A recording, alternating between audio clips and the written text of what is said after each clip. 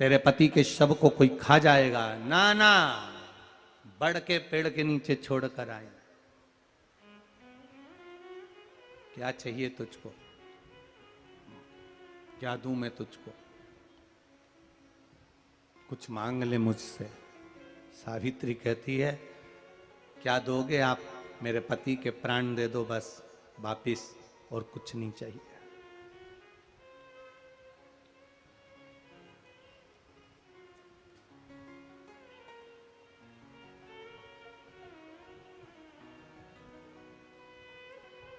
But Savitri की अमावस्या के दिन किसी एक माता ने सीहोर आश्रम पर एक मैसेज भेजा, और उस मैसेज में लिखकर भेजा कि गुरुजी से पूछना, हम भी तो पति कितना मानते हैं, पति का सम्मान करते हैं, पति को आदर देते हैं, तो हम भी सावित्री की गिनती में आते कि नहीं आते?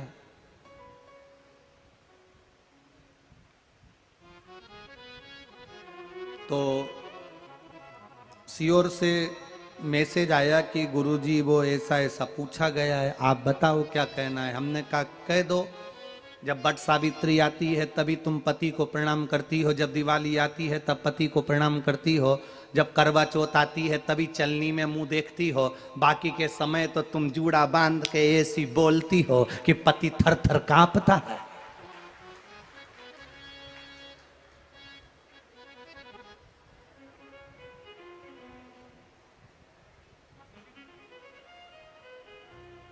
केवल एक करवा चौथ का दिन ऐसा होता है कि चलनी में पति का मुंह देखती हो। तुम चलनी में पति का मुंह देखती हो, और पति तुम्हारे गले में जो मंगल सूत्र टंगा है उसको देखता है, क्योंकि उसको मालूम है 6 महीने से पीछे पकड़ कर बैठी थी, मेरा पहला करवा चौथ का व्रत आ रहा है, मंगल सूत्र दिला देना। मेरा पहला करवा चौथ का व्रत आ रहा है, मंगल सूत्र दिला देना। बेचारे ने ना जाने कहां कहां से कर्जा कर कर इतना बड़ा मंगल सूत्र दिलाया, लाल लाल मोती और इतना बड़ा पेंडिल लटक रहा। तुम चलनी में मुंह देख रही, वो तुम्हारा मंगल सूत्र देख रहा 80,000 का है।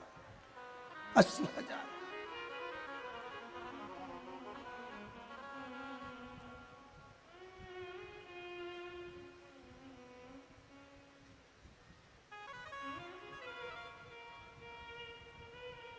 सोलह श्रृंगार में नारी के हाथ की चूड़ी का कलर अलग हो सकता है, चूड़ी की डिजाइन अलग हो सकती है, चूड़ी अलग हो सकती है, चूड़ी महंगी सस्ती हो सकती है, मंगलसूत्र की कीमत ऊंची नीची हो सकती है, पांव की बिछुड़ी की कीमत ऊंची नीची हो सकती है, कान के कुंडल की कीमत ऊंची नीची हो सकती है। तुम्हारे शरीर पर जितने जितने 16 श्रृंगार हैं उसकी कीमत ऊंची नीची हो सकती है। केवल मंगलसूत्र की डिजाइन बदल सकती है, नाक की लौंग की डिजाइन बदल सकती है, कान के बुंदे की डिजाइन बदल सकती है, हाथ की चूड़ी की डिजाइन बदल सकती है, पांव की पायल की डिजाइन बदल सकती है।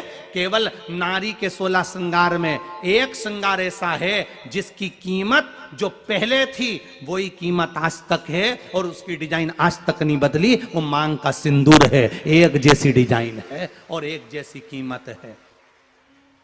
सारे श्रृंगार की कीमत अलग अलग है। तुम्हारे हाथ की चूड़ी की कीमत अलग होगी, पड़ोसन के हाथ की चूड़ी की कीमत अलग होगी, किसी के साड़ी की कीमत अलग होगी, किसी के जूड़े की कीमत अलग होगी, गजरे की कीमत अलग होगी, गजरे की कीमत अलग होगी, पायल बिछुड़ी की कीमत अलग होगी, पर मांग में जो सिंदूर डाला जाता है वो एक कीमत का होता है, एक डिजाइन का होता है और एक जैसा होता है, और वो सबसे भारी होता है। सावित्री यमराज से कह रही है मेरे पति को छोड़ दो। यमराज कह रहा है सावित्री तेरा पति मर चुका है, मांग के सिंदूर को पोंछ दे। सावित्री कहती है पूरा श्रृंगार उतार दूंगी पर मांग का सिंदूर नहीं पूछने दूंगी। तब यमराज ने कहा जब तक तू मेरे मांग का अपनी मांग का सिंदूर नहीं उतारती तब तक तू मेरे पास नहीं आ सकती।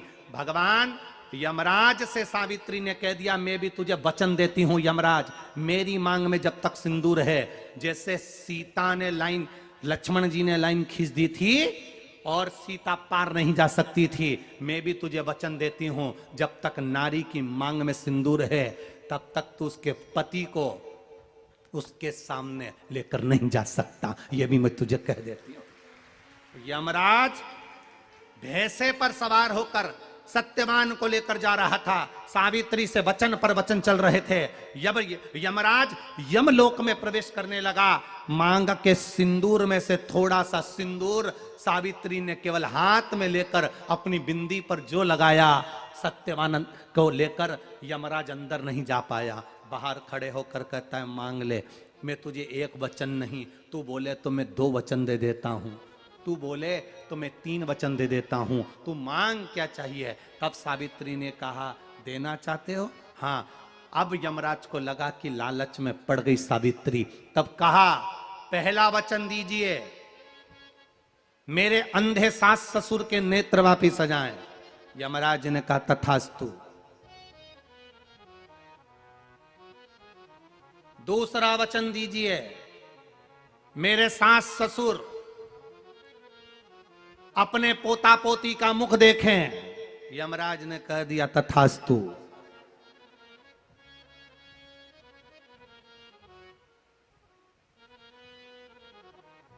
जाओ। यमराज जाने लगे, फिर आग जलने लगी। कहने लगे, अब मैं अंदर क्यों नहीं जा पा रहा हूं। सावित्री कहती है, तुमने वर दिया है, मेरे सास ससुर पोता पोती का मुख देखें, उनके बेटे को तुम ले जाओगे तो पोता पोती कहां से होगा, छोड़कर जाओ। सावित्री है, पति को वापिस लेकर आ गए। मनुष्य शरीर मिला है, मानव की देह है, और उस मानव की देह में, इस शरीर के अंदर मन चित्त में शिव का रहना जरूरी है। शिव कौन? शिव है हमारी श्वास।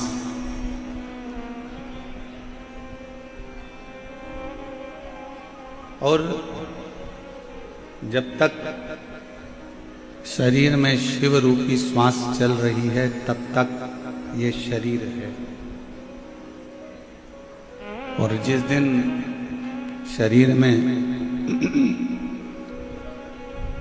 शिव रूपी श्वास चलना बंद हो जाएगी, तो ये शरीर नहीं रहेगा, ये शव बन जाएगा।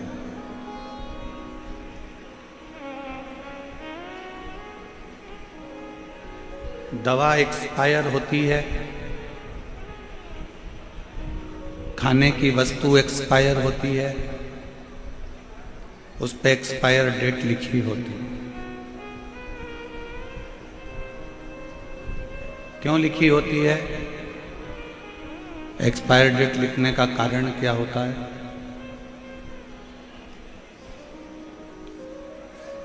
कि 15 तारीख को ये दवाई एक्सपायर हो जाएगी, तो 15 तारीख के पहले इसको खा लो। बोलो सही है कि गलत है? जम के बोलो जरा।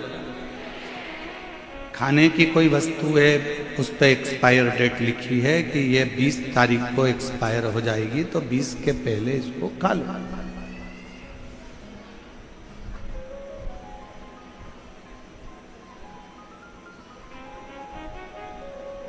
अब दवाई पर तो एक्सपायर डेट लिखी है कि इसको इतनी तारीख के पहले पहले खा लेना।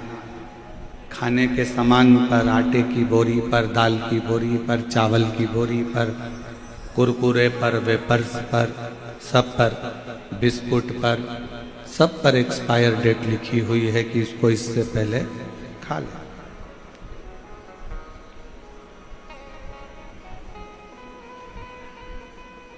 पर मनुष्य की एक्सपायर डेट कब है, ये किसी को नहीं मालूम।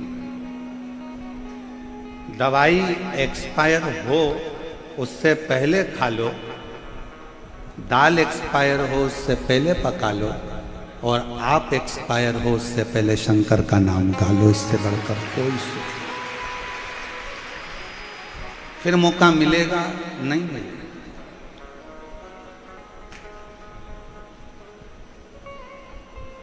अच्छा ईमानदारी से बोलना रे जयपुर वालों, मेरी जयपुर की जीजियों, मेरे जीजाओं, मेरी बेटियों, मेरे बेटाओं, मेरी माँओं, मेरी पिता तुल्य भाई बंधु, सबको कहूँ,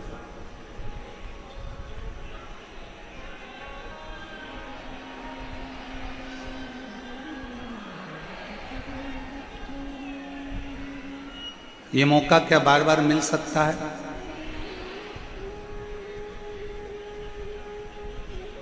और अभी की हालत देखकर तो ऐसा लगता है कि दूसरी बार मिलना भी कठिन हो जाएगा।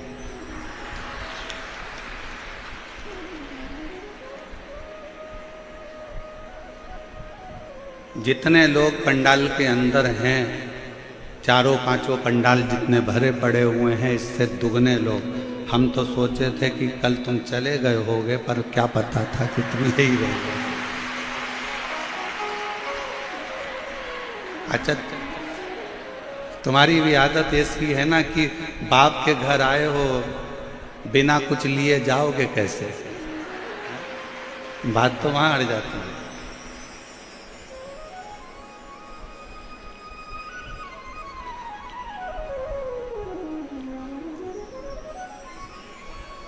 तुम्हें पता था कि कथा चालू हो जाएगी? हैं? पक्के जादूगर हो तुम लोग। पर एक बात है, मेरे गोविंद देव भगवान की ये जो पवित्र धरा है जयपुर, ये बड़ी कमाल की धरा है। ना जाने इसमें कौन सा जादू है कि वो अपने आप बंसी की तान पर कुछ ना कुछ करा ही दे।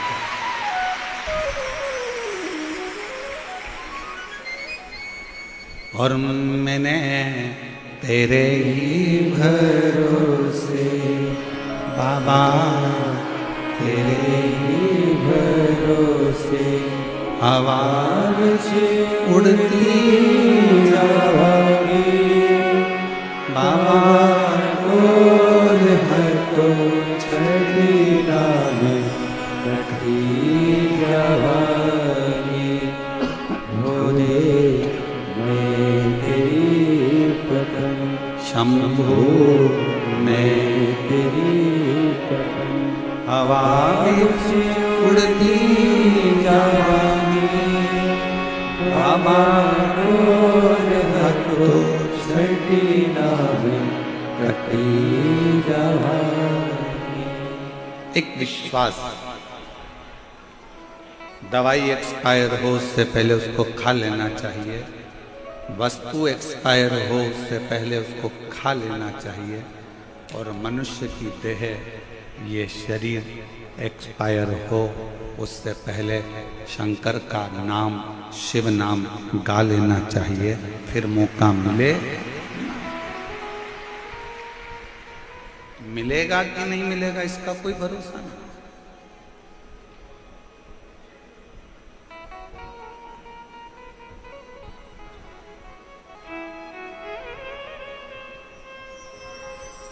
ये शिव की उदारता से, ये शंकर की करुणा से प्राप्त होगा। ईसर गोरा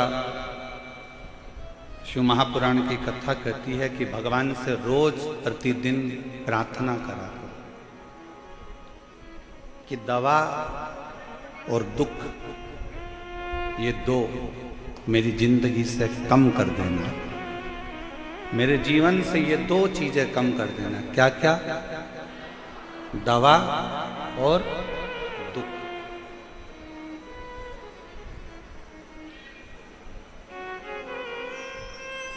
और ये कोई कम नहीं कर सकता तेरे से।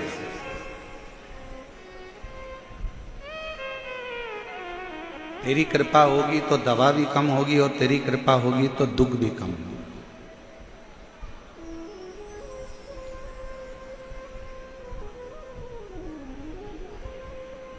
एक डॉक्टर के पास गए और उसने दवाइयां दी, ढेर सारी दे दी, ये वाली भी लेना, ये वाली भी लेना, ये वाली भी लेना।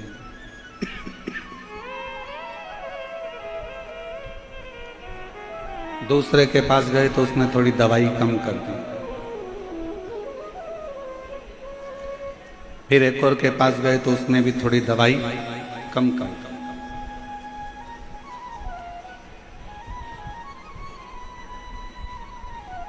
कोई अच्छा डॉक्टर मिल गया और अच्छे डॉक्टर ने जांच करा, और जांच करने के बाद देखा कि इसको कौन सी दवाई की जरूरत है, वही दवाई एक दे दी जाए जिससे ये ठीक हो जाए।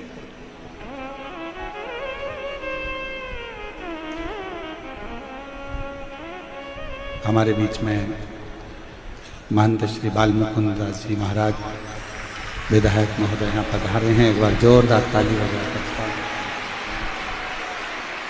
आपका अथक प्रयास, आज द्वितीय दिवस की जो कथा चल रही है उसमें आपका बहुत बड़ा अथक प्रयास रहा है। एक बार जोरदार ताली।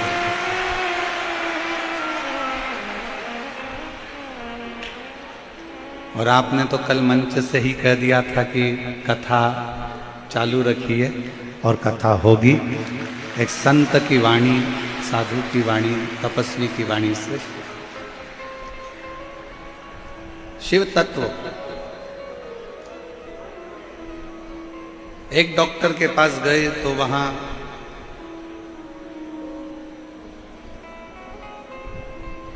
उसने कोई दवाई ज्यादा दी होगी, दूसरे ने कम दी होगी, तीसरे ने कम दी होगी, कोई स्पेशलिस्ट ढूंढा।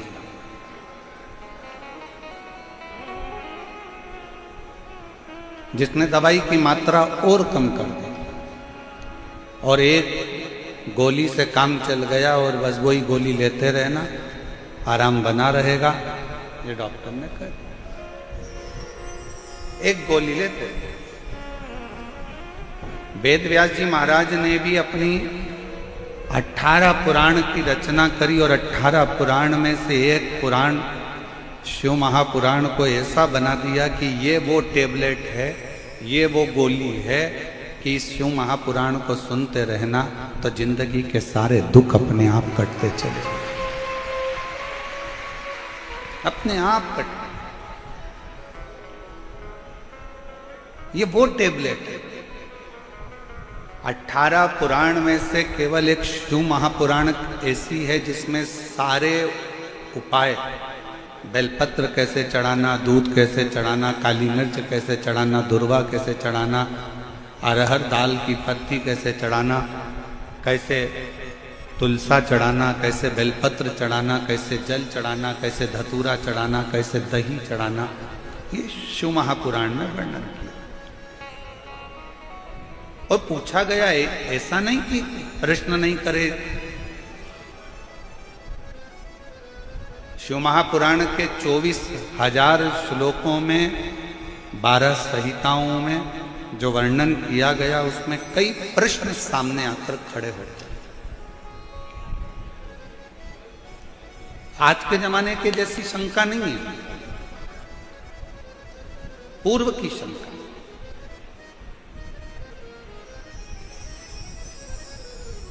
कितना सुंदर प्रसंग आता है कि चंचुला देवी ने कथा सुनने के पहले एक प्रश्न ईसर गोरा जी की साक्षी में तुमरुका जी से कर दिया।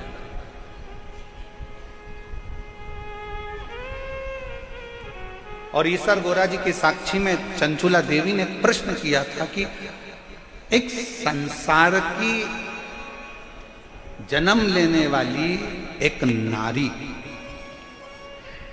संसार में जन्म लेने वाली एक स्त्री, संसार में जन्म लेने वाली एक कन्या, संसार में जन्म लेने वाली एक लड़की के जीवन का सबसे बड़ा धन कौन सा?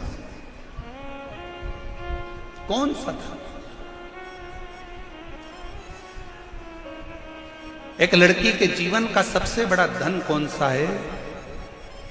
और दुनिया के लोगों ने शिव महापुराण को अच्छे से अध्ययन नहीं करा तो उन्होंने बहुत कुछ छुपाया। कई लोगों ने तो शिव पुराण को जाना भी नहीं सही से और उस पुराण पर लोगों ने आक्षेप भी लगाया। कौन सा धन एक लड़की के लिए, एक महिला के लिए, एक स्त्री के लिए चंचुला देवी पूछती है कि एक स्त्री का सबसे बड़ा धन कौन सा है? और आप सब आश्चर्य करेंगे कि गुरुजी ऐसी बात करते हैं कि दुनिया का सबसे बड़ा धन एक लड़की के लिए, एक स्त्री के लिए, तुमरुका जी ईसर और गोरा जी की साक्षी में कहते हैं दुनिया का सबसे बड़ा धन एक लड़की के लिए, एक स्त्री के लिए शिक्षा है और उससे अच्छा धन दुनिया में कोई नहीं।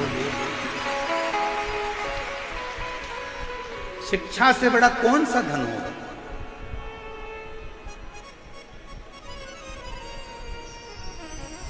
आज जयपुर की धरा पर हम कहकर जाएंगे, आप बेटों को जितना पढ़ाओ ना, उससे दुगना अपनी बेटी को पढ़ाना। आज जयपुर की धरा से, राजस्थान की इस पवित्र भूमि से हम कहकर जाएंगे, तुम बेटों को जितना अध्ययन कराओ उससे दुगना बेटी को पढ़ाना।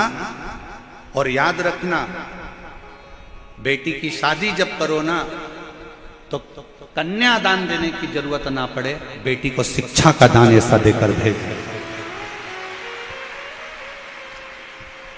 अपनी बेटी में वो शिक्षा देकर भेजना, उसको संस्कार देकर भेजना, उसको अच्छे कॉलेज में, अच्छे स्कूल में अच्छी एजुकेशन उस बेटी को कराना। स्वामी विवेकानंद जी को भी जन्म देने वाली एक स्त्री है, रामकृष्ण परमहंस को भी जन्म देने वाली एक स्त्री है, मीराबाई को भी जन्म देने वाली एक स्त्री है, कर्माबाई को भी जन्म देने वाली एक स्त्री है, महाराणा प्रताप जी को भी जन्म देने वाली एक स्त्री है, छत्रपति वीर शिवाजी को भी जन्म देने वाली एक स्त्री है। अगर नारी उच्च शिक्षा को ग्रहण करती है और कोई अच्छे गुरु के सानिध्य में रहकर जब वो शिक्षा ग्रहण कर लेती है, तो जीजाबाई, अहिल्याबाई, झांसी की रानी लक्ष्मीबाई जैसी जन्म लेकर अपने बच्चों को जन्म देती है।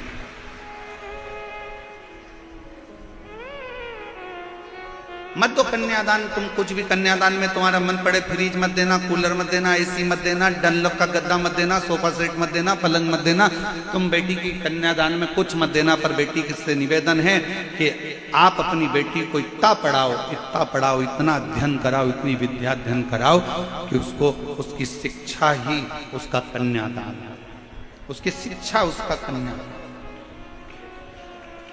क्या है रतन।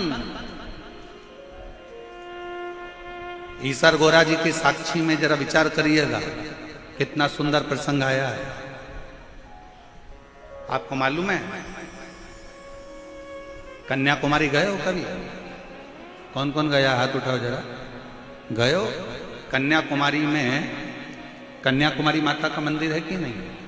जम के बोलो जरा, है ना? क्यों है, किस लिए?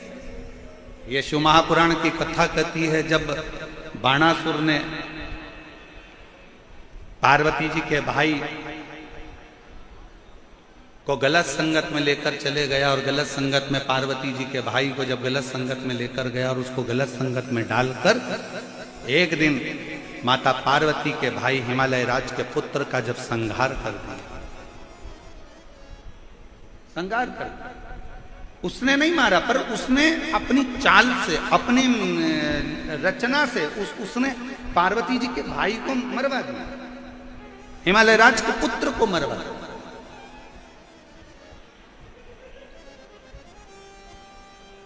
पार्वती जी तो बहुत छोटी थी, बहुत छोटी। पार्वती जी ने 6 वर्ष की अवस्था में अपनी माता मैनावती से पूछा, मां मेरा भाई मारा गया, मां पिता हिमालय राज, मैं जाकर स्वयं बदला लूंगी। हिमालय राज ने कहा, बदला लेने के लिए केवल पराक्रम की या बहुत वीरता की जरूरत भी नहीं होती, बदला लेने के लिए थोड़ी बुद्धि की भी जरूरत होती। अभी कई लोग सोशल मीडिया पर डाल रहे हैं कि 10 दिन निकल गए, 8 दिन निकल गए, बदला लेना था, पाकिस्तान से बदला लेना था, बदला लेना था। लिया जाएगा, जल्दीबाजी में नहीं। एक युद्ध बम और गोले से लड़ा जाता है और एक युद्ध बुद्धि से लड़ा जाता है।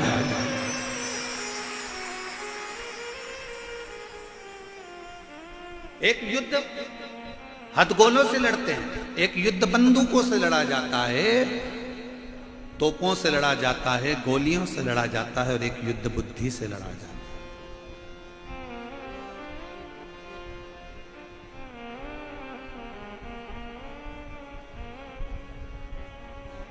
बुद्धि से।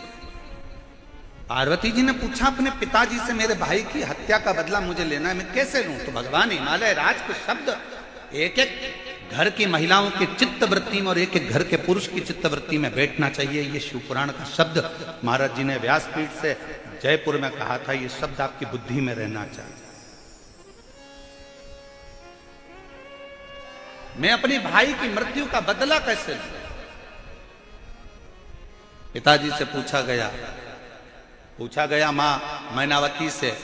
पिताजी ने कहा तलवार उठाकर जाओगी और मार दोगी, इससे बदला नहीं होगा। तुमने आक्रमण कर दिया, इससे बदला नहीं होगा। थोड़ा बुद्धि से भी बदला लिया जाता, शांति से भी बदला लिया। थोड़ी धीर धरो, मन घबराओ नहीं, प्रभु मिलेंगे कभी ना कभी। क्यों चिंता करती हो? काय के लिए सोचना? क्यों विचार करना? आएगा, थोड़ा इंतजार करो।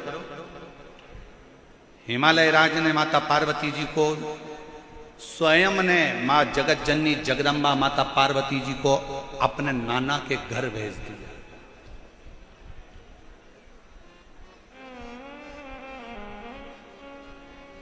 पार्वती जी को अपने नाना के घर भेजा। कौन है पार्वती जी के नाना? मैनावती के पिताजी कौन है? पितृलोक में रहने वाले पितर। क्योंकि पितरों की 3 लड़कियां थी, मैना, धन्या और कला। विद्येश्वर संहिता शिव महापुराण में वर्णन किया गया।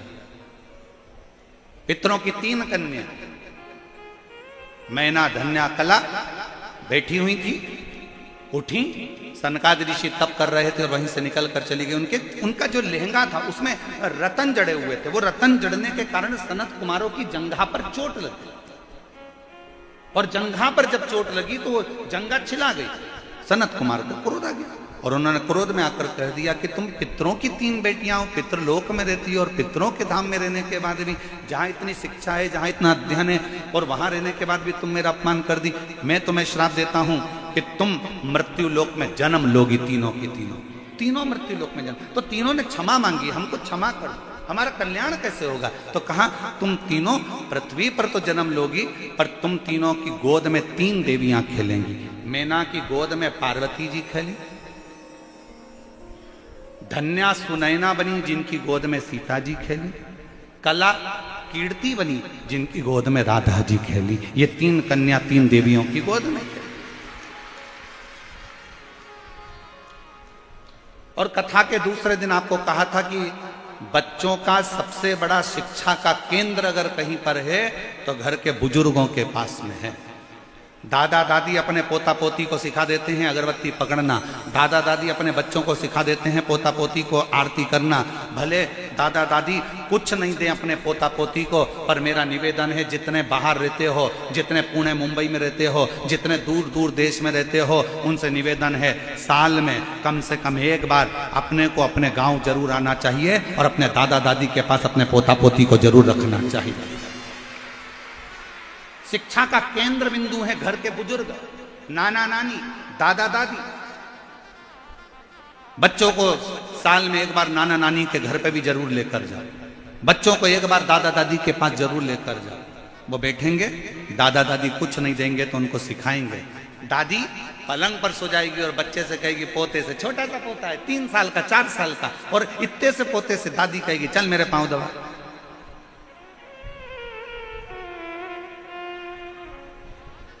चल मेरे पांव दबा। अब पोता कितना बड़ा है? जम के बोलो जरा, कितना बड़ा है? 4 साल का, 3 साल का। इतने में तो मां को गुस्सा आ जाता है, मम्मी तुम्हें शर्म आना चाहिए, इतना सा लड़का मेरा और तुम पांव दबा रही हो। अरे मम्मी को तो खुश होना चाहिए कि आज दादा दादी अपने बच्चे को संस्कार दे रहे हैं कि बुजुर्ग अवस्था जब तुम्हारे माँ बाप की आए तो उनके पांव दबाना मत भूलो। पर आज की बहुओं का मुंह फूल जाता है। आज की बहुओं का मुंह में ना जाने क्या हो गया कि उनका मूड ऑफ हो जाता है। मम्मी तुमने मेरे बच्चे से पानी मंगवा लिया, मम्मी घर में क्या नौकर नहीं थे, मेरा बच्चा नहीं ला। अरे दादा दादी अगर बच्चे को पानी लेना है, रसोई घर में भेज रहे हैं, तुम खुश होना। दादा दादी बच्चे से कह रहे हैं मेरे को बाम लगा दे, खुश होना। दादा दादी अगर बच्चे से कह रहे हैं कि मुझे दवाई ला दे, खुश होना। दादा दादी अगर तुम्हारे बच्चे से, तुम्हारे पति से नहीं, तुम्हारे घर के पोता पोती से अगर कह रहे हैं ए बेटा मेडिकल चले जा, सामान ला दे, ए बेटा सब्जी लिया, तो गुस्सा मत होना। दादा दादी उस बच्चे को सिखा रहे हैं कि जिस दिन तेरे माँ बाप बूढ़े हो जाएंगे तुझे इसी तरह से सेवा करना है जो आज मेरी कर रहा है। पर हमारी रीत उल्टी हो गई साहब, हमने उल्टा सोचना चालू कर दिया। मम्मी मेरे बच्चे को काम मत बता, मम्मी मेरे बच्चे को काम मत बता। वो जेठानी का बच्चा उसको बताओ, देवरानी का बच्चा उसको बताओ, मुझे मेरे बच्चे को मत बता। मेरे बच्चे से पाऊं दफरी। छोटे से बच्चे को दादा दादी नाना नानी काम बताएं, तुम प्रसन्न होना, वो समझाएं प्रसन्न होना, क्योंकि नाना नानी और दादा दादी आपके बच्चे को कुछ नहीं देंगे तो अच्छा संस्कार जरूर देकर जाएंगे और वो आपको श्रेष्ठ बनाकर। बुरा मत मानिए। और यहां अगर कोई जीजियों को मेरी बात का बुरा लग रहा हो तो मैं क्षमा चाहूंगा इस बात के लिए। अगर हमारी वाणी से अगर आपको ठेस पहुंच रही हो ना तो क्षमा चाहूंगा। पर निवेदन है, दादा दादी के पास, नाना नानी के पास बच्चों को लेकर जाए, लेकर जाए जरूर। उनको जो शिक्षा मिलेगी वो दुनिया में कहीं नहीं मिलेगी। शिव महापुराण की कथा कहती है पार्वती जी को उनके नाना जी के घर शिक्षा ग्रहण करने के लिए भेजा था। अगर तो कोई तुमसे पूछे कि पार्वती जी के गुरु कौन थे तो कह देना उनके नाना नानी। पितरलोक में जो विराजमान थे वो उनके नाना नानी स्वयं गुरु थे पितृलोक में।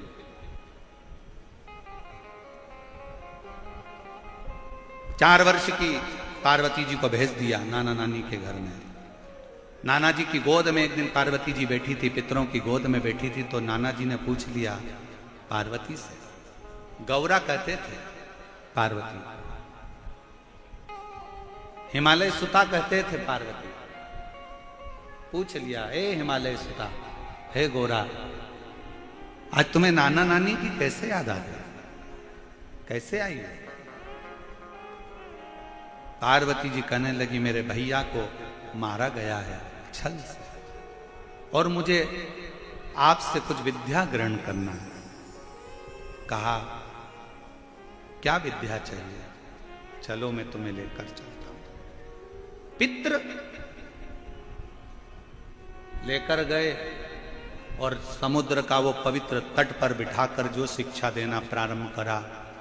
कुंवारी अवस्था में जो शिक्षा मिली वहीं पर कन्या कुमारी के रूप में मेरी मां जगत जननी दुर्गा भवानी विराज, शिक्षा की देवी के रूप में बल मिला। आखिरी में भाई का बदला तलवार से नहीं लिया गया, आखिरी में तलवार से बदला नहीं लिया गया, केवल वाणी से बदला ले लिया गया। वाणी से।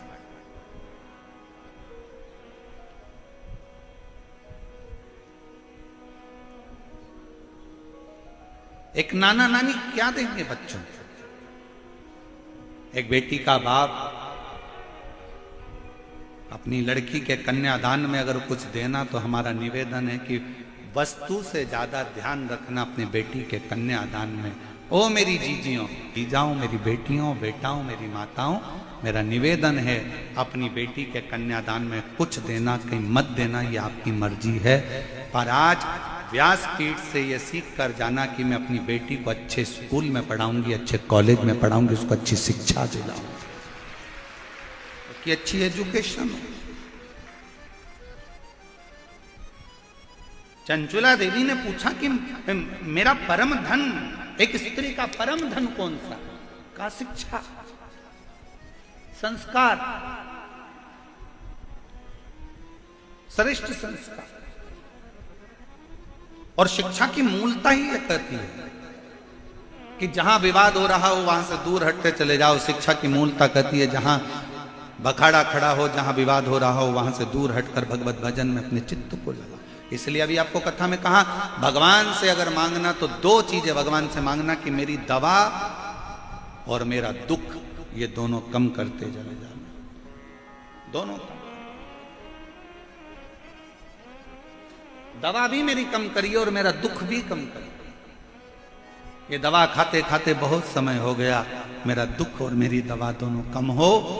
उसी तरह वेद व्यास जी महाराज ने 18 पुराण की रचना करते समय शिव महापुराण को वो दवा का रूप दिया, वो दवाई बता दी शिव पुराण में। 18 पुराण में से शिव महापुराण को वो दवा बता दी कि ये दुनिया के कलिकाल का सारा दुख अगर कोई दिल से शिव महापुराण की कथा को जब सुन लेगा, दिल से जब वो श्रवण कर लेगा, तो उसकी जिंदगी में ना दवा की जरूरत पड़ेगी, ना कोई दुख आएगा, और वो भगवान की भक्ति में लगा।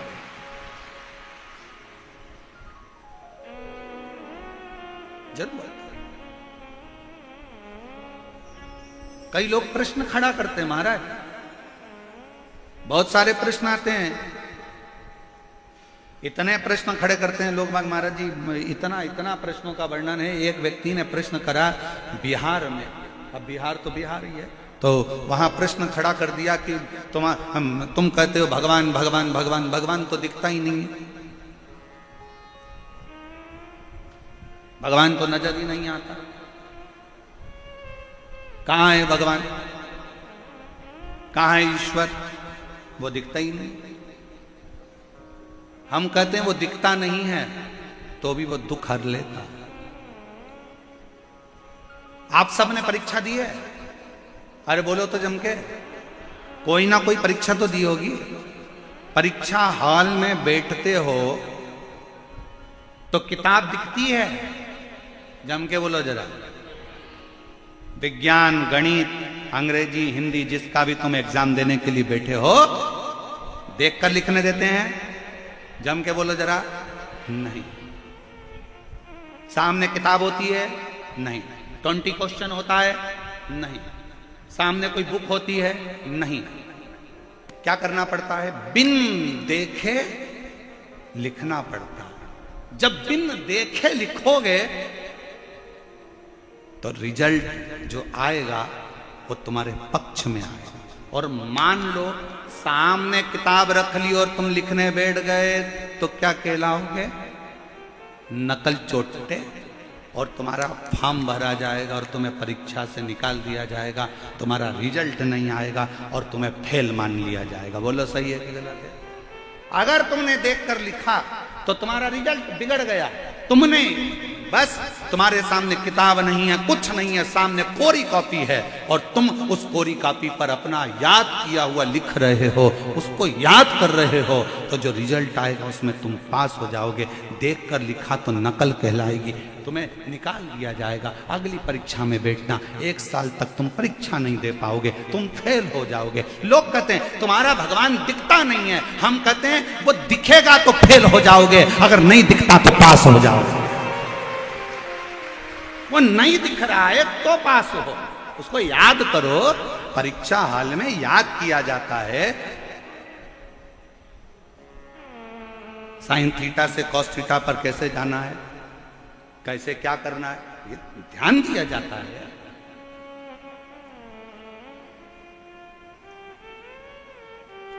किस तरह से अध्ययन करना है ये उसके स्मरण में लिया जाता है। उसको उसके सामने बुक नहीं होती, उसको याद करो। याद कर कर फिर लिखोगे कॉपी में तो रिजल्ट भी अच्छा आएगा। और तुम उसको याद तो करो, वो सामने हो तो कहां कहां।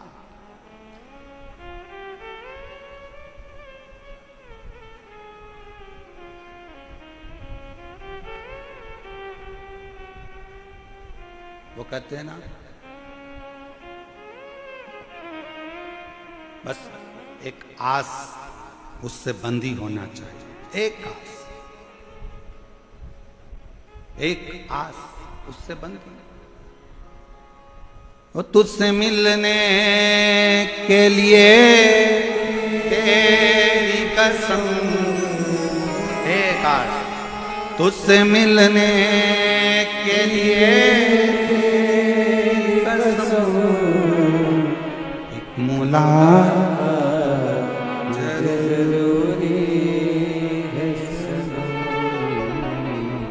सही बताएं ना तो कल आप लोगों की दशा इसी गाने पर फिट थी।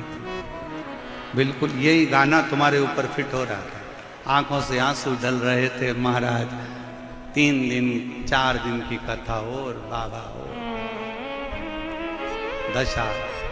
बोलो कल आप लोगों ने कई जीजियों के आंख में ऐसे आंसू देखे होंगे जिनको कभी रोते नहीं देखा। वो भी कल शिव के लिए रो रहे थे।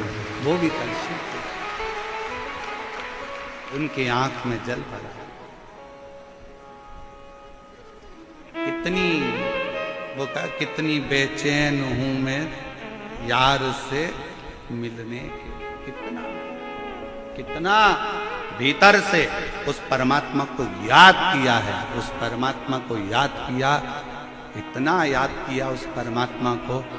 बस इसीलिए सामने अगर कोई नहीं भी है उसका स्मरण कर लो, दिल से उसको पुकार लो।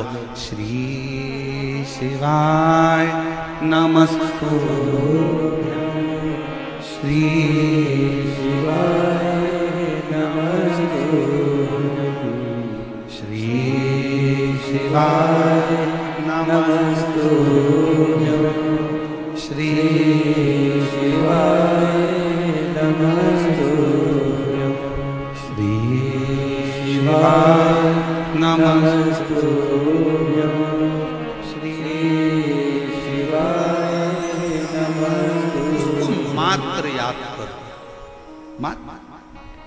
शिव महापुराण का एक चरित्र बड़ा सुंदर है। 12 ज्योतिर्लिंग में से एक ज्योतिर्लिंग को जागृत ज्योतिर्लिंग कहा जाता है। कौन सा ज्योतिर्लिंग? जागृत। और वो जागृत ज्योतिर्लिंग किसको कहते हैं? तो कहा बाबा केदारनाथ जी को। मेरे केदारेश्वर बाबा को जागृत ज्योतिर्लिंग कहा जाता है। इसके प्रमाण कितने हैं? प्रमाण कितने? भविष्य पुराण का एक संवाद बड़ा सुंदर है जागृत ज्योतिर्लिंग का, स्मरण करिएगा जरा। भविष्य पुराण में वर्णन किया गया, बड़ा सुंदर व्याख्यान कहा गया। एक शिव का कोई भगत पैदल अपने गांव से चलकर बाबा केदार का दर्शन करने गया। बाबा चला अपने गांव से, शंभो शंभो शंभो शिव शंकर बम बम बोले, हर हर महादेव बोलता बोलता चला। रास्ते में पैदल पैदल। अब तो यात्रा बसों से होती है, हेलीकॉप्टर से होती है, गाड़ियों से होती है, ट्रेनों से होती है। पहले लोग चारधाम करने अपने घर से पैदल चले जाते थे। पैदल चले, शिव का नाम लेकर चला। और भक्त जब भगवान शंकर का नाम लेकर जय केदार जय केदार जय केदार केदार केदार जय केदार केदार केदार जय केदार जय केदार जय केदार जय केदार चल।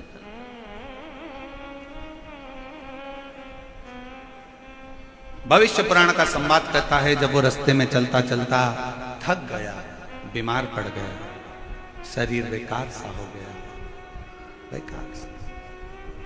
चलते चलते बहुत सा दवाइयों की जरूरत पड़ने लगी। औषधि ली, फिर बढ़ा, फिर औषधि ली, फिर केदारनाथ पहुंचा।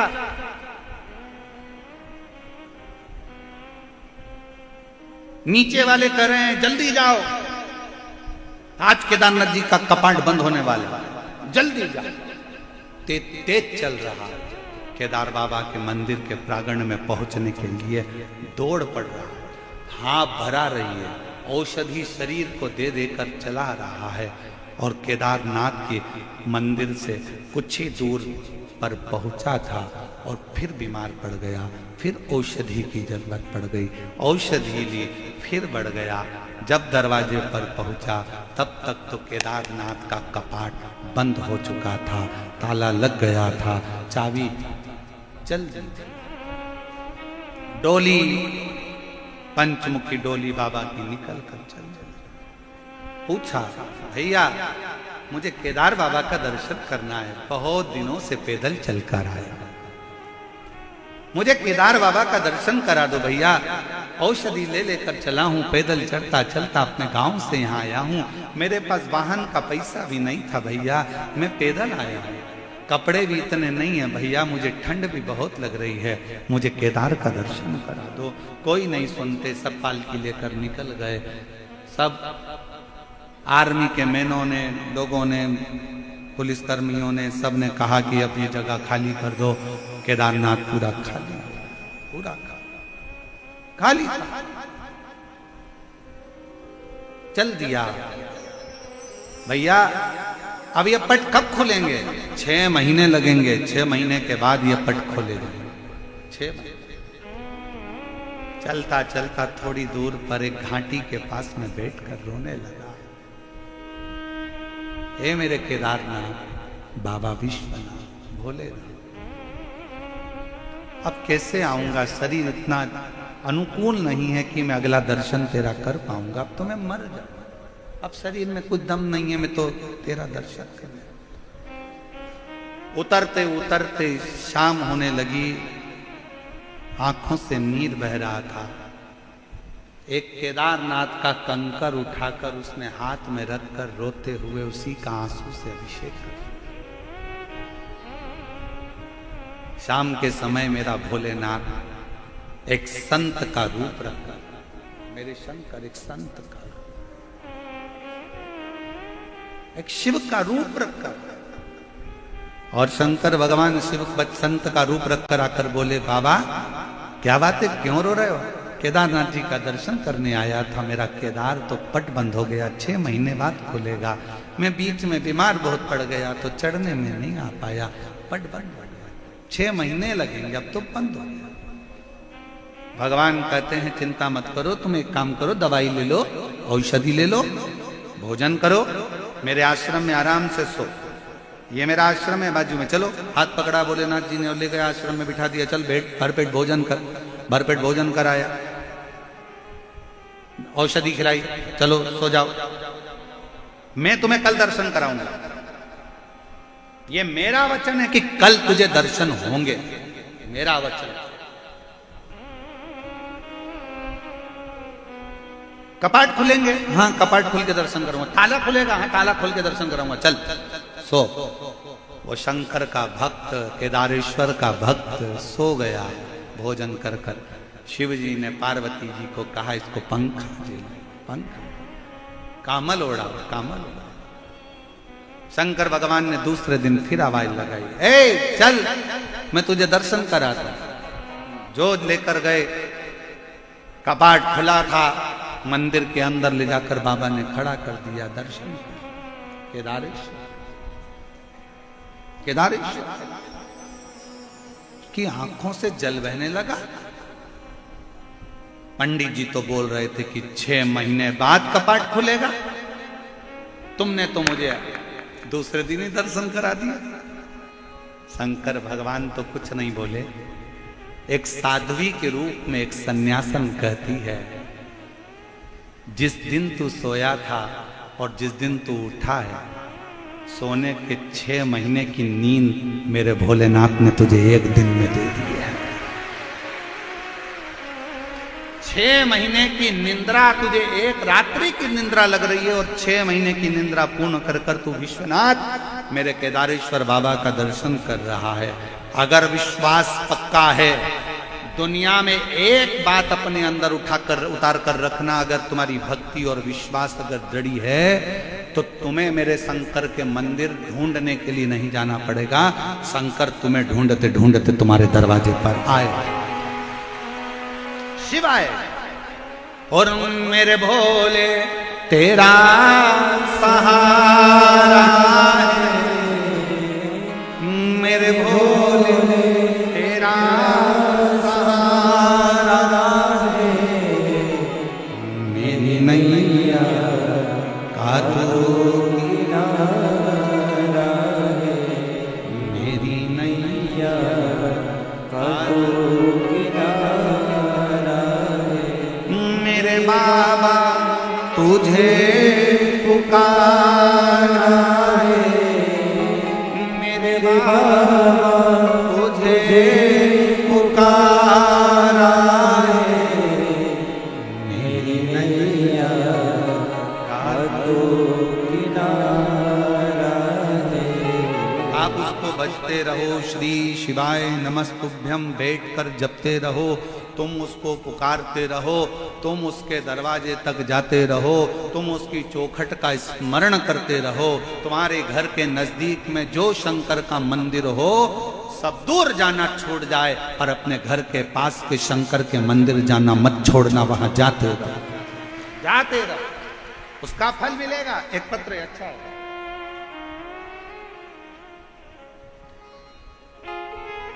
भौरी देवी पत्नी श्री राधेश्याम टेलर, नाम्बा सिटी, जिला डीडवाना। मेरा मोबाइल नंबर ये है, कहीं बैठी हो हाथ हिला सकती हैं, और अगर बैठी हो तो बेलपत्र लेने के लिए आ सकती हैं। भौरी देवी पत्नी श्री राधेश्याम टेलर, नाम्बा सिटी, जिला डीडवाना। मेरा मोबाइल नंबर ये है। मैं व्यासपीठ पर विराजमान भगवान शिव को नमन करते हुए प्रणाम करती हूँ।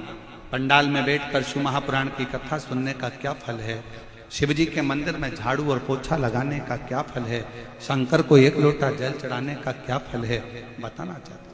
मेरा बेटा मुकेश कई सालों से सरकारी नौकरी के लिए प्रयास कर रहा था, संयोगवश सफलता हाथ नहीं लगी तो वह हताश हो गया। हताश होकर बोला, मम्मी अब मैं एग्जाम नहीं दूंगा। मैंने अपने बेटे से कहा कि वो टीवी पर महाराज आता है प्रदीप मिश्रा, वो अपनी कथा में कहता है कि संघर्ष का जीवन है, इसमें हारना नहीं है, परिश्रम पूर्ण करो, शिक्षा पूरी करो, खूब मेहनत करो, 4 गुना पढ़ाई करो, आखिरी में शिव जी के मंदिर में एक लोटा जल चढ़ाते रहो, झाड़ू लगाते रहो, पोछा लगाते रहो। मेरे बेटे ने 2023 में एम्स हॉस्पिटल की नियुक्ति के लिए फिर परीक्षा दी, और एम्स हॉस्पिटल की नियुक्ति के लिए परीक्षा दी। परीक्षा में बैठने से पूर्व उसने बाबा पर भरोसा करना प्रारंभ करा। आप कहते हो गुरुजी शिव जी की कथा कुछ ना कुछ देती जरूर है। मेरे बेटे ने भी मन में सोच लिया कि अब ये सियोर वाला महाराज कहता है कि शंकर देगा जरूर। टीवी के सामने कथा सुनता, बाबा पर भरोसा करता, मंदिर जाकर झाड़ू पोछा करता, पशुपतिनाथ का व्रत करा।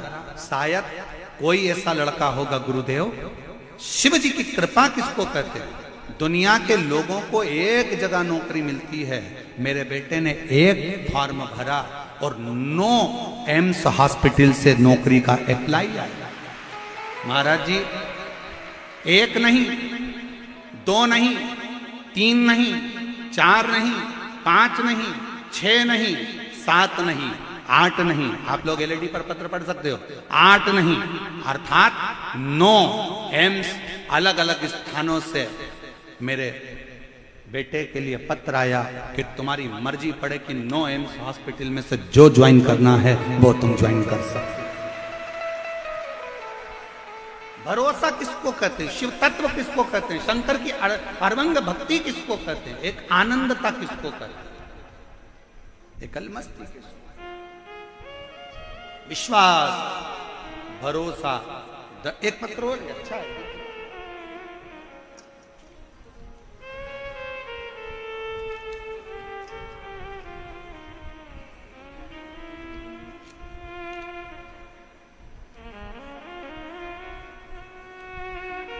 मेरा नाम कविता कंवर, पत्नी फूलदीप सिंह कंवर। मेरा मोबाइल नंबर ये है, निवासी तुंगा, तहसील बस्सी, जिला जयपुर, राजस्थान से। मेरा मोबाइल नंबर ये है, कहीं बैठी हो तो हाथ हिला सकती हैं, एक बेलपत्र लेने आ सकती, पत्र को एलईडी पर आप लोग पढ़ सकते। मेरा नाम कविता कंवर, पति का नाम फूलदीप सिंह कंवर। मेरा मोबाइल नंबर ये है, तुंगा, तहसील बस्ती, जिला जयपुर, राजस्थान की रहने वाली हूँ।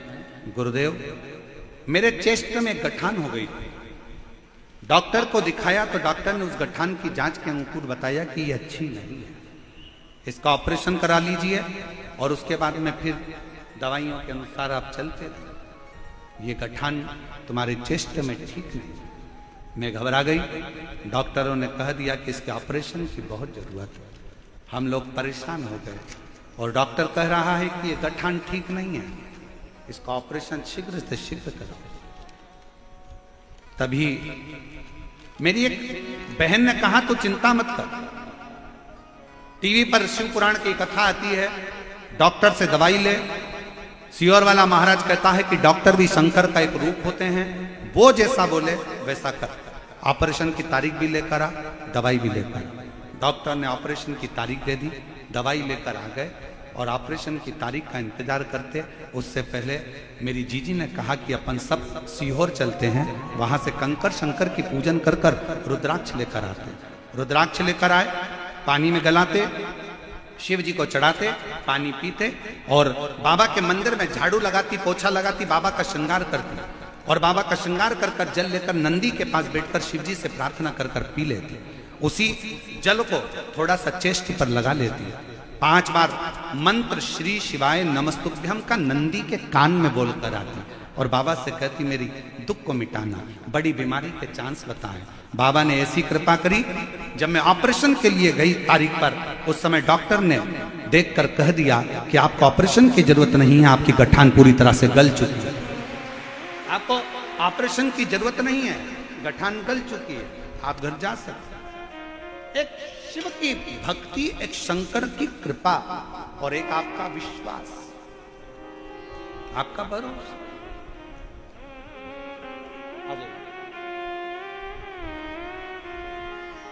और शंभो शरण पड़े मांगो।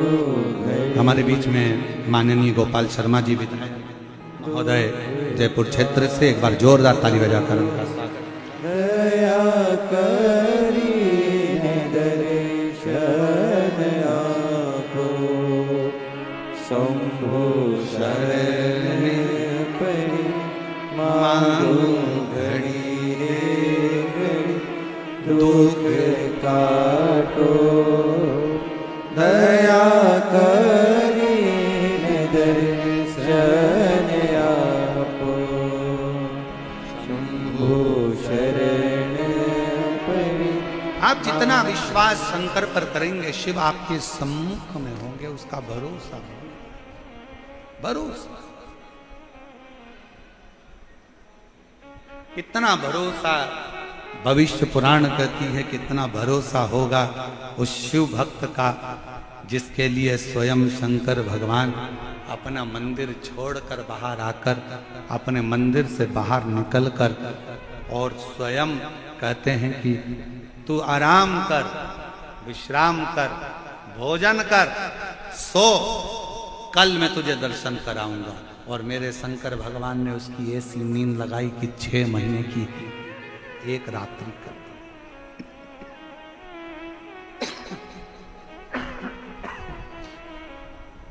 6 महीने की एक रात्रि कर दी और मेरे शंकर ने, मेरे करुणा सागर, मेरे उदार शिव ने कर दी। चंचुला देवी जब कथा को सुनने के लिए बैठी है, ईश्वर जी गोरा जी स्वयं यजमान मानकर कथा श्रवण कर रहे हैं और चंचुला के सामने एक प्रश्न फिर आकर खड़ा हो गया।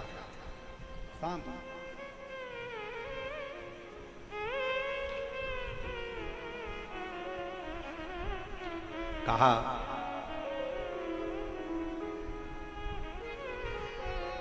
अच्छा, जब जब प्रश्न आता है ना, तब तब शिव मुस्कुराते हैं, शंकर मुस्कुराते। शायद आपको मालूम है कि नहीं मालूम, ये पता नहीं, परंतु एक बात हम बताएं ना, जब जब तकलीफ आती है ना, कष्ट आता है ना, दुख आता है ना, परमात्मा उस दुख को देखकर थोड़ा सा आनंद के साथ पार्वती जी से कहते हैं कि थोड़ा सा मुस्कुरा ले। पार्वती कहती है ये रो रहे हैं और तुम कह रहे हो मुस्कुरा ले। इनकी जिंदगी में कष्ट आन पड़ा है और तुम कह रहे हो मुस्कुरा ले। शंकर भगवान कहते हैं पार्वती जी, इसके दुख भाग्य में ढेर सारे लिखे हैं, अगर वो दुख इसके सामने आते जा रहे हैं, कटते जा रहे हैं और ये शंकर का नाम ले लेकर वो दुख काटती जा रही है, तो समझ ले कि आगे इसका रास्ता क्लियर होते चले जा रहा है, ये बढ़ते चले। क्यों चिंता करना, क्यों विचार करना, क्यों सोचना, करना। दुख आए थोड़ा सा, घबराना नहीं है। कितना सुंदर कहा है, जब नया रास्ता आता है, नया मोड़ आता है, नया मोड़ आया तो तुम नए रास्ते पर आओगे, फिर नया मोड़ आया फिर नए रास्ते पर आओगे, फिर मोड़ आया फिर नए रास्ते पर आओगे। और जितने मोड़ आएंगे नया रास्ता मिलते जाएगा और एक दिन वो मोड़ रास्ता आपको अपनी मंजिल तक छोड़ आएगा। चलते जाओ, रुकना नहीं है, बढ़ते जाओ, ठहरना नहीं है, आगे चलते जाना है, रुकना नहीं है, बढ़ते चलो, चलते चलो, बढ़ते चलो। और कृपा की ना हो जो आदत तुम्हारी तो सुनी ही रे आदत तुम्हारी गरीबों के दिल में जगह तुम न पाते तो किस दिल में होती इबादत तुम्हारी। जरा विचार करिएगा, कौन बचे, कौन स्मरण करता है, कौन बचे? आपकी कृपा है, आपकी दया है, आपकी करुणा है, आपकी वात्सल्यता है, आपका स्नेह है और आपकी वात्सल्यता, इसलिए ये सब कुछ हो रहा है।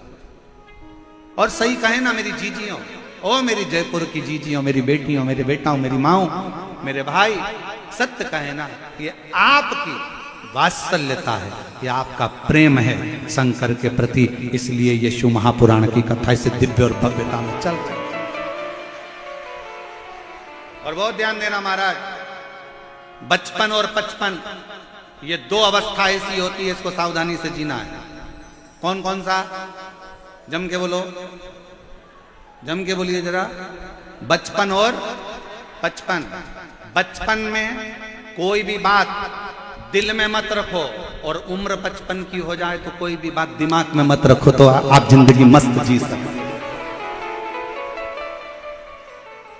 55 की अवस्था में जरा सी बात बहू ने ये बोला था और दिमाग में रख ली, बेटे ने ये बोला दिमाग में रख लिया, ननन ने ये बोला दिमाग में रख लिया, मामा जी बोले दिमाग में रख लिया, फूफा जी बोले दिमाग में रख लिया। 55 की अवस्था में जितना तुम दिमाग में भरते जाओगे तो अच्छे से जिंदगी नहीं जी पाओगे। यहां से सुना, यहां से निकाल। ये कानों में कुंडल काहे के लिए पहनते हैं? अरे जम के तो बोलो, कानों में कुंडल काहे के लिए पहनते हैं? और जैसे जैसे उम्र बढ़ती जाती है कुंडलों का जो छिद्र है वो बढ़ता चले जाता है। काहे के लिए पहनते हैं? पहनने का कारण केवल इतना है, फालतू की बातें आए तो इस कुंडल के छेद में से निकल कर बाहर चली जाए, अच्छी बातें आए तो हमारे कानों में प्रवेश करती चली जाए, तो हमारे जीवन का आनंद पता। बचपन और पचपन दोनों अवस्था समझने की है। बचपन में कोई बात दिल में मत रखो। बचपन में मेरी मम्मी ने बड़े भैया को बहुत प्रेम करा, मुझे नहीं करा, बचपन की बात बचपन में छोड़ दो। और 55 की जब अवस्था आ जाए, 55 की आयु, जितनी भी 55 साल के लोग यहाँ बैठे हैं और जो आस्था चैनल पर सुन रहे हैं, जो फेसबुक यूट्यूब पर सुन रहे हैं, जो कथा को श्रवण कर रहे हैं, 55 की अगर आयु आ जाए तो फिर बात को दिमाग में मत लेना। बेटे ने क्या कहा था, बेटी ने क्या कहा था, मामा ने क्या कहा था, फूफा जी ने क्या कहा था। आग लगे बस्ती में, जम के बोलो जरा, आग लगे बस्ती में अपन रहो। क्या सोचना, विचार नहीं करना अपने को, छोड़ देना ये विचार।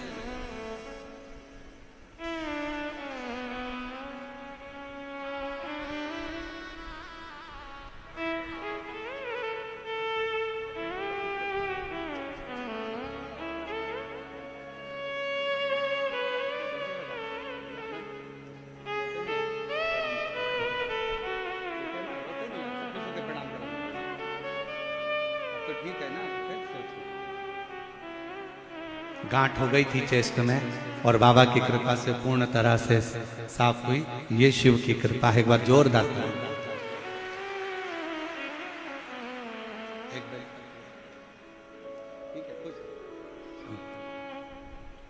शिव तत्व किसको कहते हैं? शंभु किसको कहते हैं?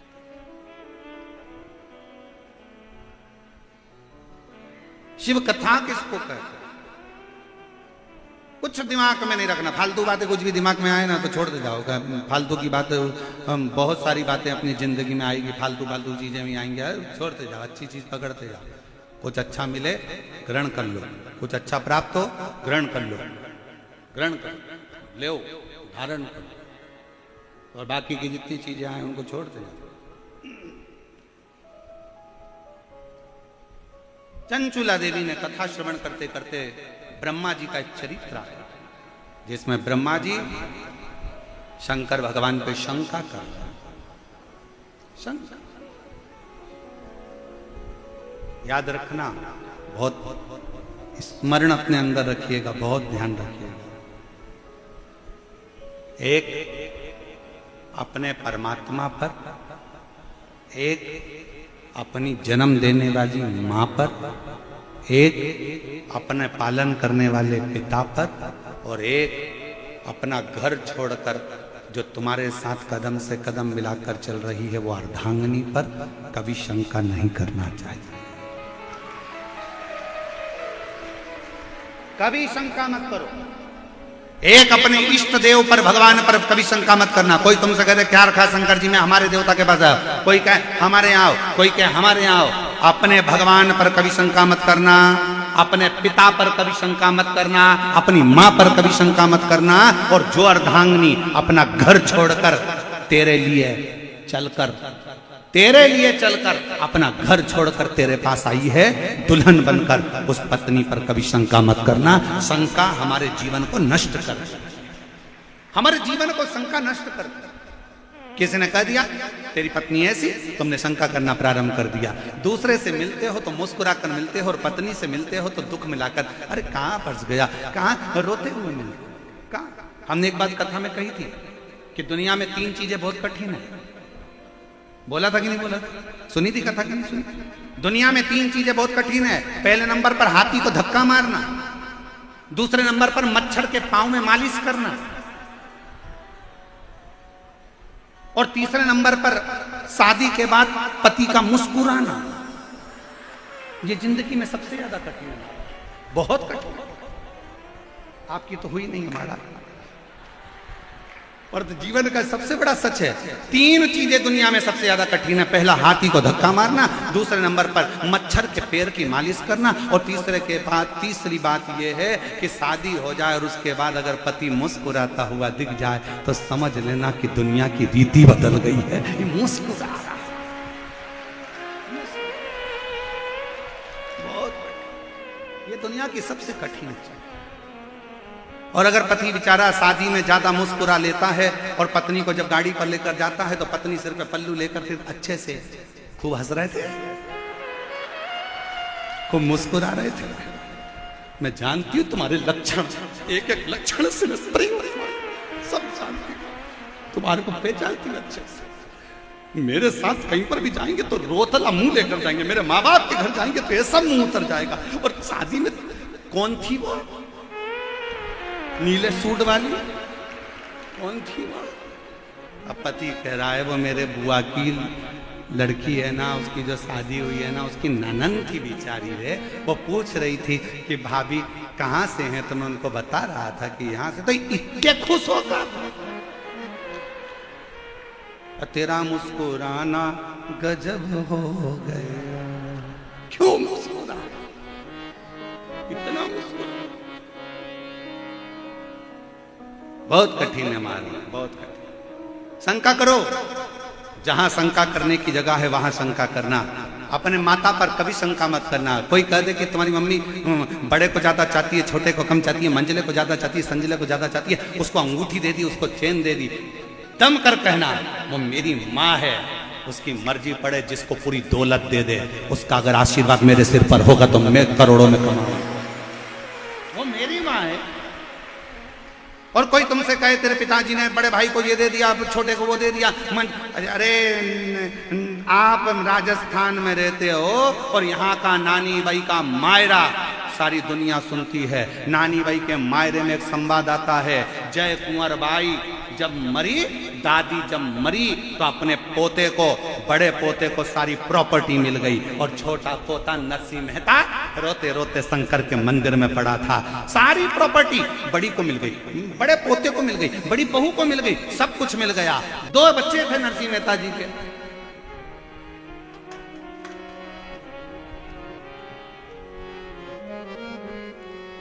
और और बड़ी भाभी के यहाँ तो 2 लड़के हो गए, नरसिंह मेहता जी के यहाँ लड़की हो गई। कई लोग कहते हैं अरे लड़की किसी पैसे वाले के यहाँ हो जाती, गरीब बड़े के यहाँ लड़की होगी, बेचारा कन्यादान कैसे करेगा। अरे तुम्हारे कहने से क्या होता है कि लड़की पैसे वाले के यहाँ हो जाती। कन्यादान का मौका भगवान उसी को देता है जिसने जिंदगी में बहुत सारे यज्ञ अनुष्ठान करे। हर किसी के यहाँ लड़की हो जाएगी क्या?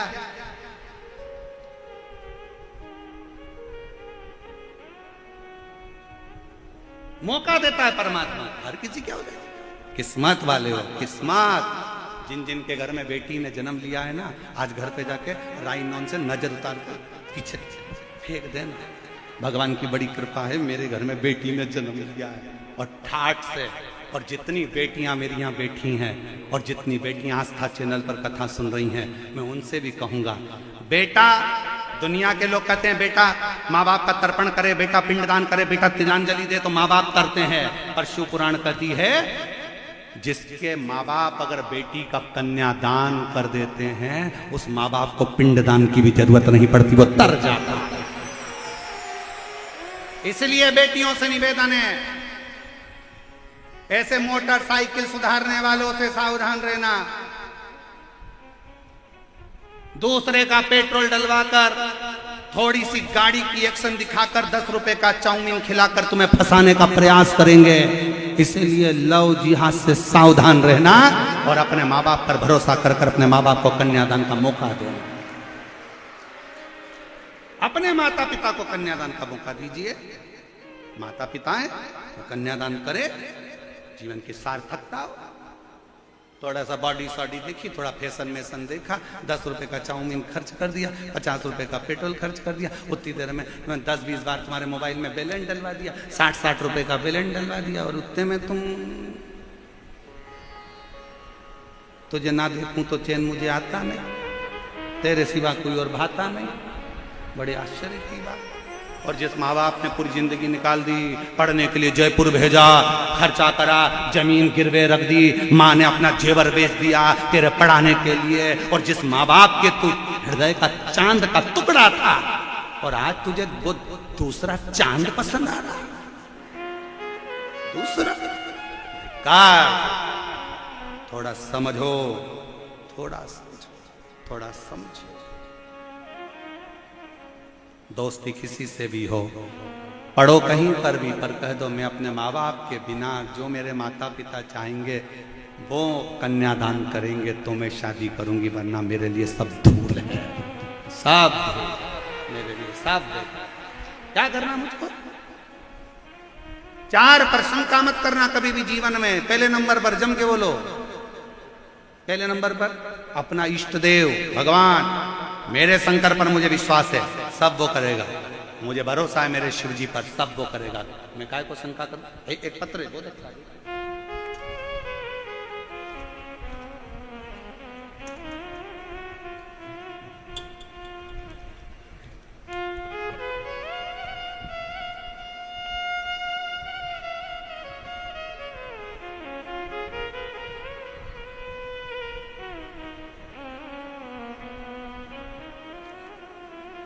ममता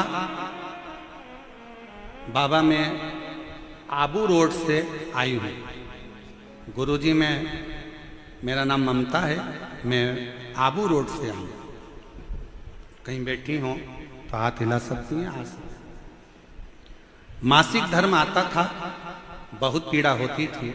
फिर मैंने डॉक्टर को बताया तो बोला कि गर्भाशय में एक नींबू से बड़ी गांठ हो गई। दूसरे डॉक्टर को बताया तो वो बोला कि नींबू जितनी गांठ है इसको निकलवाना पड़ेगा। तीसरे डॉक्टर को बताया तो उसने भी यही बोला कि इसका ऑपरेशन कराना पड़ेगा। चौथे डॉक्टर के पास गई, उसने भी यही बोला कि गांठ सेब जितनी बड़ी हो गई है, इसको निकालना। पत्र को एलईडी पर पढ़ सकते। गुरुजी कैसे करवाती ऑपरेशन? कोई करने वाला घर में नहीं था, घर में नहीं था। आपका कथा आस्था चैनल पर लगाया तो आपकी कथा आ रही थी।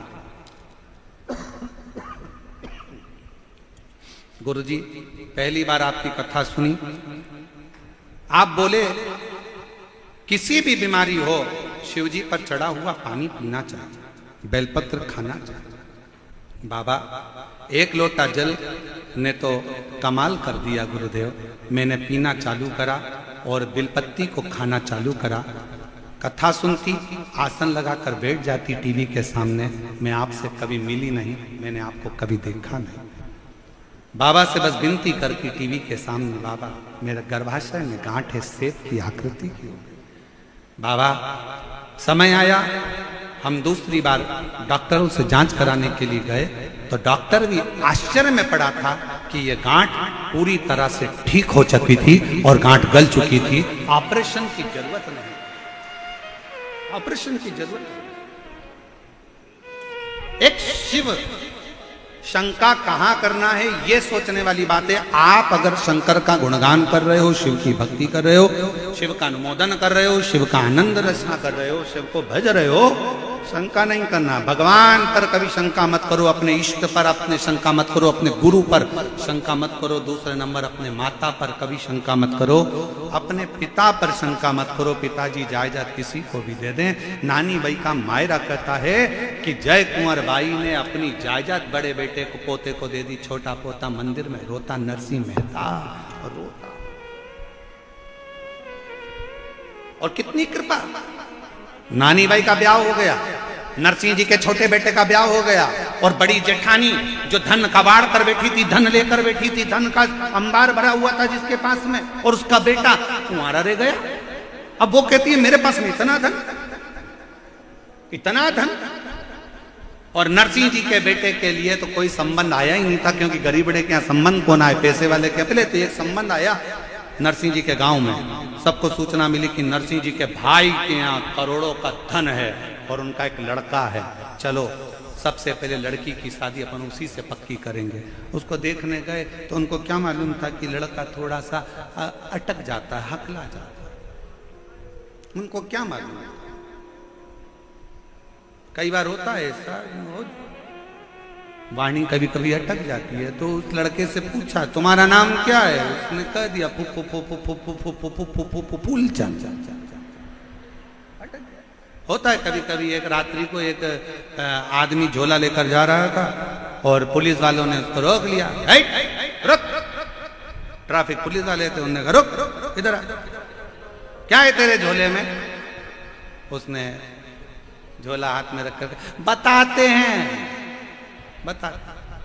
फिर पुलिस वाले ने कहा झोला खोल, अब भी कि बता इसमें क्या है। बताते हैं, बताते। तो फिर इसको जल्दी से झोला खोल, बताते हैं, बताते हैं। अरे झोला खोलना, और झोला नहीं खोले तो पुलिस वाले इसको गाड़ी में बिठाए, टीआई साहब के पास ले गए थाने में।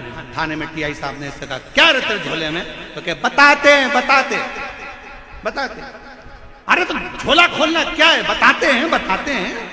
टीआई को गुस्सा आया, उसने खोल इसका झोला, और टीआई साहब ने जो झोला खोला तो उसमें सफेद कलर के बतासे थे। इतने में टीआई बोले इसमें तो बतासे हैं, तो इसमें इतने में वो बोला मैं तो तब से बोल रहा हूँ कि बताते हैं, बताते हैं, बताते हैं, बताते हैं, बताते हैं। इतने में टीआई बोले पुलिस वाले से ये तो तरह छोड़ क्या, छोड़ ले जाए इसको, लगा बताते हैं, बताते हैं, देखे सोचे तो कितनी कृपा करी है मेरे बाबा ने। जरा विचार करिएगा, नरसिंह मेहता के यहाँ दादी का धन नहीं मिला, पर दादी का जम के बोलो आशीर्वाद, आशीर्वाद।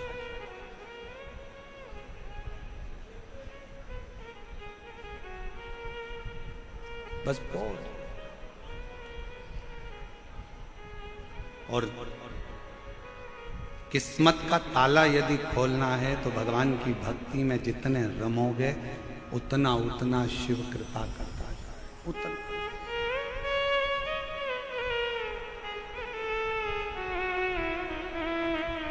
और श्री शिवाय नमस्तुभ्यं तुम बोलते चलो, श्री शिवाय नमस्तुभ्यं तुम बोलते चलो। अपनी किस्मत का ताला, अपनी किस्मत का ताला, अपनी किस्मत का ताला तुम खोलते चलो। श्री शिवाय नमस्तुभ्यं, तुम खोलते चलो। बाबा देवाधिदेव महादेव भगवान शिव, ओगड़दानी, त्रिकालदर्शी, कैलाशी, अविनाशी शंकर शिव की कथा करो, उनकी आराधना करो। ब्रह्मा जी के मन में एक संशय आ गया था। चंचुला देवी कह रही हैं कि वो संशय कौन सा? ब्रह्मा जी ने संशय में ये कहा कि सृष्टि का रचना करता भी मैं हूं, सृष्टि का पालन करता भी मैं हूं और सृष्टि का संहार करता भी मेरे सिवाय कोई नहीं। कई लोगों के मन में ये गलत विचार आ जाता है कि जो कुछ कर रहे हैं वो हम ही कर रहे हैं। कई लोगों के मन में ये विचार आ जाता है कि जो कुछ कर रहे हैं वो केवल हम कर रहे हैं, दूसरा कोई नहीं कर रहा। ये गलत सोच। और मेरा आपकी कृपा से सब काम हो रहा है, करते हो डमरू वाले मेरा नाम हो रहा है, मेरा आपकी कृपा से सब काम हो रहा है। कौन करता है? किसी की कोई सामर्थ्यता नहीं कि कोई कुछ कर ले।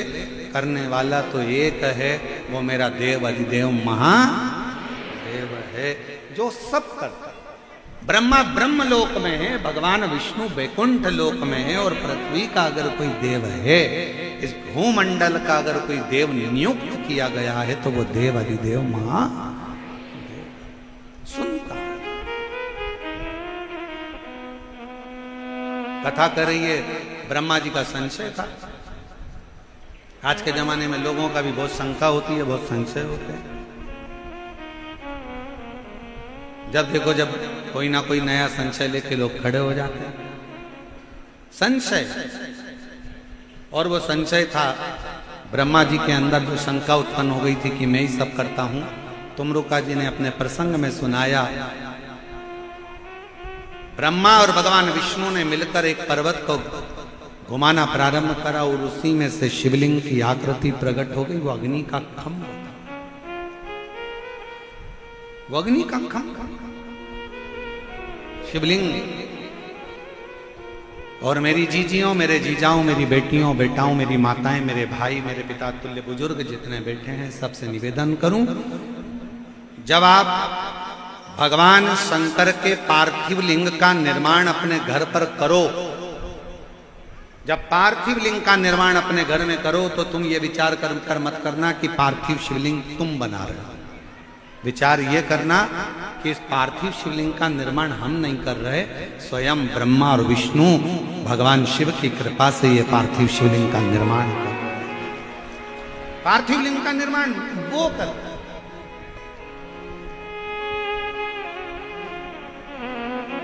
सावन के महीने में जो पूर्णिमा, जो शिवरात्रि आती है, श्रावणीय शिवरात्रि, उस पर आप और हम सब ऑनलाइन शिव जी का अभिषेक करते हैं। आप लोग करते हो घर में? जम के बोलो जरा।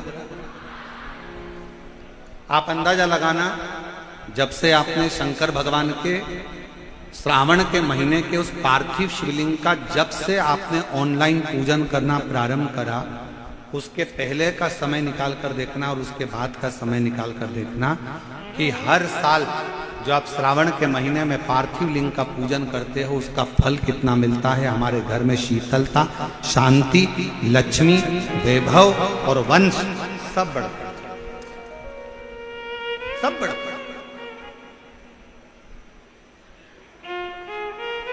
पार्थिव लिंग की पूजन स्वयं ब्रह्मा जी करे हैं, स्वयं भगवान विष्णु करे।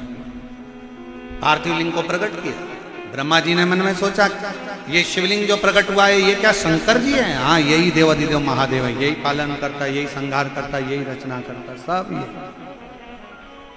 शंका उत्पन्न हो गई, इनका सिर कहाँ है, इनका पांव कहाँ है? नारायण भगवान बोले मैं चरण ढूंढने जाता हूं, तुम सिर ढूंढने चले जाओ। जब फिर निवेदन करेंगे, ज्ञानी को समझाना सरल है, अज्ञानी को समझाना सरल है, पर अभिमानी को समझाना दुनिया का सबसे कठिन काम है। ज्ञानवान को समझाओगे तो वो सरल है, अज्ञानी को समझाओगे तो सरल है, पर अभिमानी को नहीं समझा सकते जिसके अंदर अभिमान है। रावण ज्ञानी था, अज्ञानी था, पर उसके साथ में सबसे बड़ी बात थी कि वो अभिमानी बहुत था। उसको मंदोदरी समझा ही नहीं समझा, सबने समझाया नहीं समझा, कहां समझा?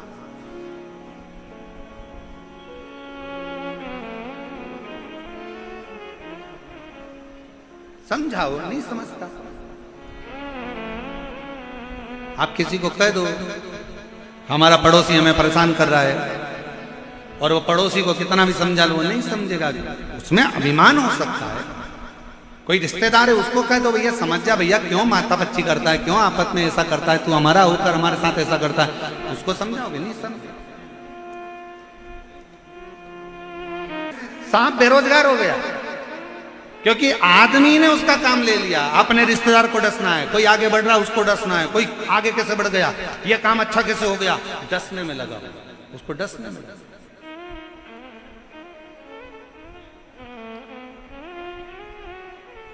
बेरोजगार हो गया बेचारा सांप, और आदमी रोजगार हो गया कि कोई आगे बढ़ रहा है उसको खींच लो, कोई आगे बढ़ रहा है उसका पांव खींच लो, कोई आगे जा रहा है उसको खींच कर लिया। ये क्या है? बल्कि प्रसन्न होना चाहिए, प्रसन्न। अगर कोई आगे बढ़े ना तो सबसे ज्यादा खुशी आपको होना चाहिए कि आप अपने जीवन में कुछ अच्छा करो।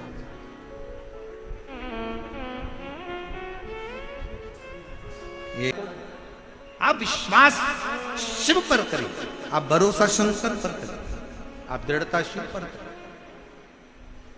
और तेरा ही दिया खाया तेरा शुक्रिया, तेरा शुक्रिया।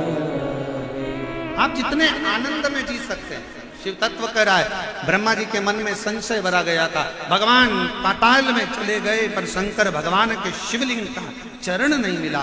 भगवान नारायण वापिस आ गए, आते से कह दिया, निवेदन कर दिया कि ये चरण नहीं है, मेरे को चरण का दर्शन नहीं हुआ। भगवान ब्रह्मा जी ऊपर जाते गए, जाते गए, जाते गए, जाते गए। अहंकार इतना था कि वो अहंकार के कारण बस केतकी का फूल लिया, गौ माता को लिया, दोनों से कह दिया तुम झूठ बोल देना, कह देना हमको शिवलिंग का सिर मिल गया। भगवान नारायण से ब्रह्मा जी ने पूछा कि आपको भगवान शंकर के चरण मिल गए, शिवलिंग के चरण मिल गए?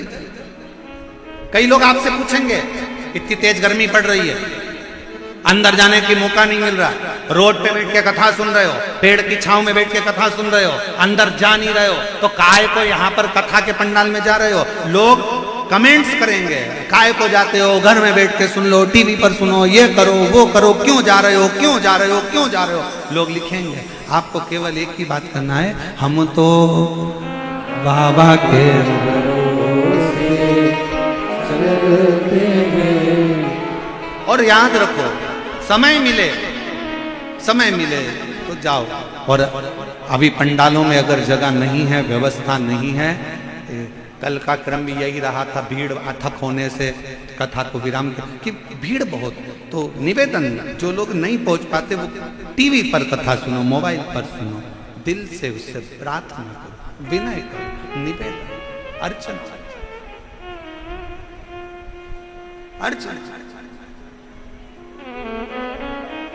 उससे विनय करो। शिव कथा कर रही है, भगवान शंकर का संवाद कर रहा है, शिव महापुराण की कथा कर रहा है। भगवान नारायण ने कह दिया मुझे शंकर जी के शिवलिंग के चरण नहीं मिले, और चरण नहीं मिले तो सत्यता सामने प्रकट आ गई। शंकर भगवान ने कह दिया नारायण आज से आपका नाम सत्य नारायण होगा, क्योंकि आपने मेरे सामने सत्य सत्य बोल सत्य नारायण भगवान की। भगवान शिव ने कहा सुनो नारायण, आपने सत्य कहा है, इसलिए भारत की भूमि पर, पूरी पृथ्वी पर, पूरी सृष्टि में आपकी पूजन सत्य नारायण के रूप में होगी। सुनो नारायण, आपने शिव की साक्षी में सत्य कहा, आप पूरे विश्व में सत्य नारायण के नाम से पूजे जाओगे। सत्य नारायण इधर होती है सत्यनारायण जी की कथा, जम के तो बोलो, होती है? ठीक है। प्रसाद बनता है? हैं? ठीक है। खाते हो? फिर तो झूठ नहीं बोलते होगे,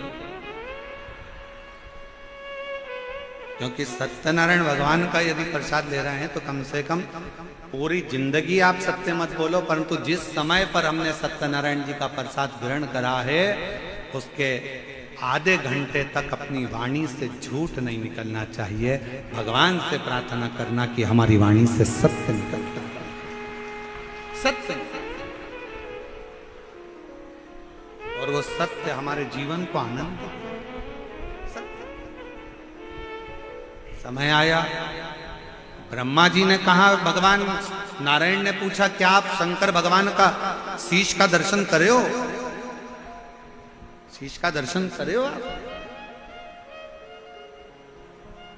केवल 33 कोटि देवता में केवल एक देव है, देव अधिदेव महादेव, केवल एक देव, जिनका पूरा परिवार शिवलिंग के उस स्वरूप के अंदर विराज।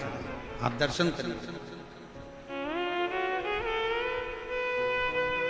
जैसे ये शिवलिंग है, ये जलाधारी है, ये सामने चरण, शंकर भगवान का स्वरूप है ये शिवलिंग। शिवलिंग के ऊपर के भाग से लेकर जो नीचे का भाग तक का जो हिस्सा है, ऊपर से लेकर नीचे तक का, इसमें दुनिया की जितनी पवित्र नदियां हैं शंकर भगवान ने उनको ये स्थान दिया शिवलिंग। जैसे तांबे का जो लोटा होता है, तांबे का जो बर्तन होता है, तांबे का जो लोटा होता है जिससे अपन शंकर जी को जल चढ़ाते हैं, शिव महापुराण की कथा कहती है अगर तांबे में आपके घर के जल को भी आप तांबे के लोटे में भरकर शंकर जी को चढ़ा रहे हो तो तुम्हें हरिद्वार से गंगा जल लाने की जरूरत नहीं है, तांबे के लोटे में भरा हुआ जल ही गंगा जल बन जाता है। महाराज, तांबे के पात्र में अगर जल भरा हुआ है, क्यों कहा कि मंदिर का जल नहीं, अपने घर से जल लेकर जाए, अपने घर से, क्योंकि दुविधा कहां पर है? घर पर। दुख कहां पर है? घर पर। कष्ट कहां पर है? घर पर। बीमारी कहां पर है? घर पर। तकलीफें कहां पर है? घर पर। तो अपने घर का जल भरो, तांबे के लोटे में लेकर शंकर जी के मंदिर जाओ। हरिद्वार का लाया हुआ जल नहीं है गंगा जल, कहीं से लाया हुआ गंगा जल नहीं है, कोई जरूरत नहीं। अपने मटके का पानी भर लो, अपने हंडे का पानी भर लो, अपने घर का लोटा भर कर जल लो। तांबे के लोटे में जब जल भर कर लेकर जाओगे तो तांबे का पात्र सादे जल को भी गंगा जल बना देता है और वो जल शिव जी पर चढ़ जाता है। समझेंगे जरा, ये जलाधारी शिवलिंग, शिवलिंग के ऊपर भाग से नीचे तक का भाग जल का स्थान, सभी नदियों का स्थान। ये जो भाग है, ये भाग मां पार्वती जी का हस्तकमल, चरण जैसा गया है। सीधा भाग गणेश जी का, उल्टा भाग कार्तिकेय का, बीच में जो मोटी सी लाइन है वो कौन है? अशुक सुंदर। शिव जी के ऊपर जो बूंद बूंद पानी जलाधारी में से टपक रहा है वो शंकर जी की 5 लड़कियां, जया, साथ में बोलिए जया, विषहरा, श्यामली बारी, दौतली, देव। ये शंकर जी की वो 5 लड़कियां हैं अगर डॉक्टर कह देता है कि तुम्हारी नाड़ियां चोक हो गई है या पीछे की रीढ़ की हड्डी के पास की नसें चोक हो गई है,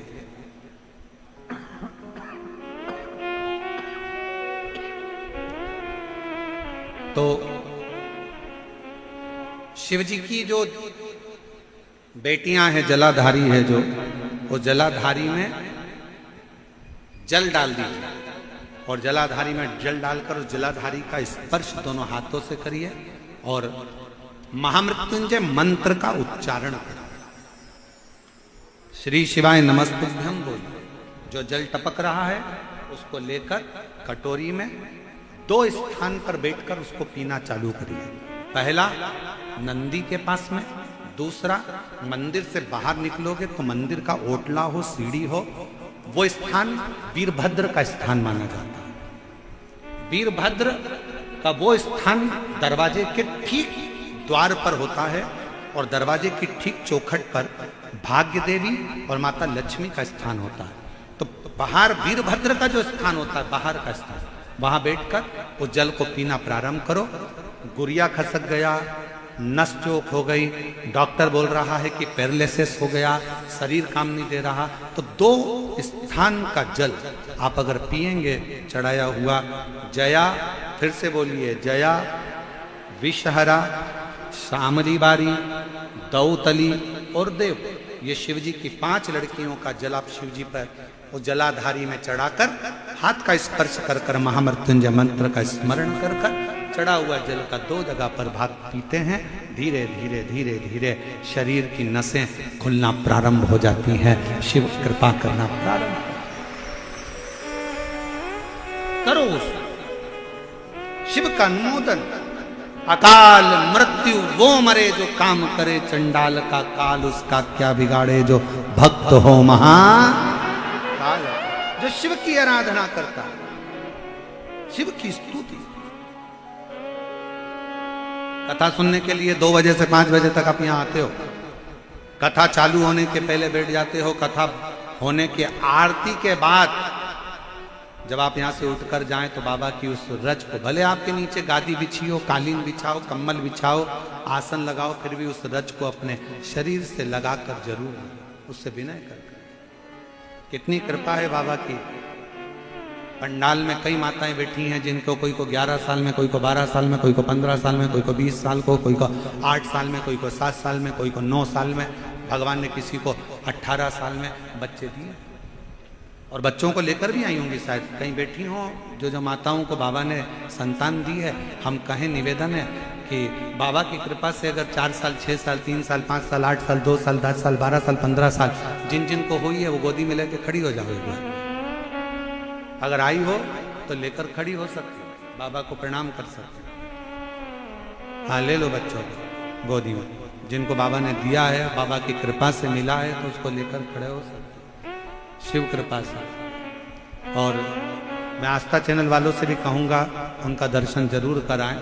और आप लोग भी अपने जो बच्चे को बाबा ने दिया है, आप लोग कथा सुनकर, पशुपति व्रत कर कर, सफेद आंकड़े की जड़ का प्रयोग कर कर या अन्य रूप से आप लोगों ने जो प्राप्त किया है वो शिव कृपा से, यहाँ से लेकर पीछे तक भी सबका दर्शन करा, सब। एक बार जोरदार ताली बजाकर स्वागत करेंगे। हर हर शंभु शंभु। क्योंकि पत्र बहुत सारे हैं बच्चों के, हम लोग इतने सारे बुलाएं तो हो गया कल्याण। शंभु बैठिए। श्री शिवाय। शिव की स्तुति का फल, शंकर का आनंदमय सुख हमारे जीवन। तो महाराज वर्णन किया गया, शिव जी का पूरा परिवार, शिवलिंग में शिव, नदियों का भाग, मां अंबा, गणेश, कार्तिकेय, अशोक सुंदरी, शिव जी की 5 बेटियां।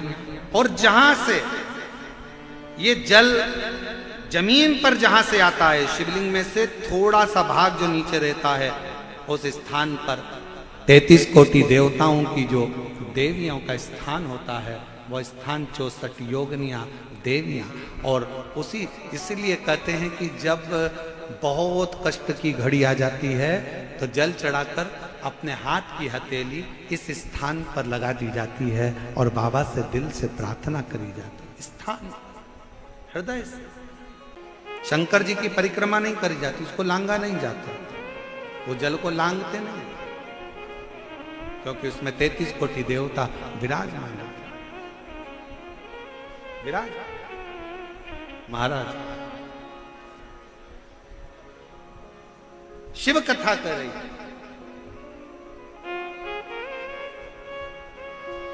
शिव की परीक्षा मत करिए, परिणाम का इंतजार करिए। जल चढ़ाते रहो, शिवालय जाते रहो, भगवान शंकर की स्तुति गाते रहो। और तेरी कृपा का क्या है भरोसा, कब किस पर हो जाए, जरा सी हम पर कर दो, ब्रह्मा जी ने झूठ बोला, केतकी के पुष्प ने झूठ बोला, गौ माता ने झूठ बोला। जब केतकी का पुष्प झूठ बोला तो कह दिया तुम कभी शिव पर नहीं चढ़ोगे, शंकर पर केतकी का फूल कभी नहीं चढ़ता। गौ माता ने झूठ बोला तो कह दिया गौ माता तूने अपनी वाणी से झूठ बोला है, तेरा पूरा शरीर पूजा जाएगा पर तेरा मुख अपूज्य माना जाएगा। गौ माता तूने इस मुख से झूठ बोला है, कलिकाल में तू कचरा भी खाएगा। झूठ बोल दिया, झूठ। सारे दुनिया के देवताओं की परिक्रमा आगे से होती है, गौ माता की परिक्रमा गाय की पूंछ से प्रारंभ होकर पूंछ पर विराम होती है, क्योंकि झूठ बोल दिया। जरा विचार करिएगा, झूठ बोलने का कितना वर्णन किया गया है शिव महापुराण में। ब्रह्मा जी झूठ बोल दिए, ये आकाशवाणी झूठी है। ब्रह्मा जी ने कहा, शंकर भगवान को क्रोध आया, उन्होंने अपने पांव का अंगुष्ठ का नखून तोड़ा, फेंका, काल भैरव प्रकट कर लिया। काल भैरव से कहा इस ब्रह्मा का सिर काट दे, जिससे ये झूठ बोल रहा। काल भैरव ने अपनी उंगली का नख तोड़ा, ब्रह्मा पर फेंक कर मारा, ब्रह्मा जी का शीश कट गया। शीश कटा हुआ लुढ़कता लुढ़कता लुढ़कता हुआ जाने लगा। ब्रह्मा जी के शीश में से रक्त बहने लगा। ब्रह्मा जी के शीश में से जो रक्त बहा उससे एक नदी प्रकट हो गई, जिसका नाम कर्मनाशा हुआ, जो आज भी उत्तर प्रदेश में बहती है।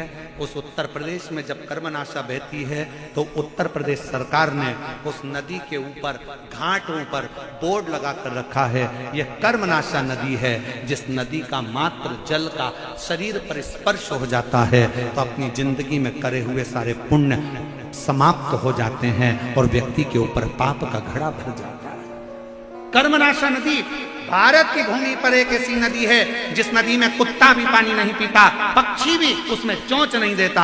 अब उस कुत्ते को कौन बताने जाए कि ये कर्मनाशा है? फिर भी शास्त्र की रीत के अनुसार कुत्ता कर्मनाशा नदी का पानी नहीं पीता, पक्षी भी उसमें चोंच नहीं डालता, चिड़िया भी अपने पर को उस नदी के जल में नहीं डालती, क्योंकि उसका नाम कर्मनाशा है, जो ब्रह्मा जी के रक्त से बनी हुई है, रक्त से बनती हुई बहती चली गई और आज भी वो उत्तर प्रदेश में बह रही है। ब्रह्मा जी का सिर कटा हुआ जाता जा रहा था, भगवान विष्णु की आंखों में जल भर गया। भगवान नारायण की आंखों में जल भरा।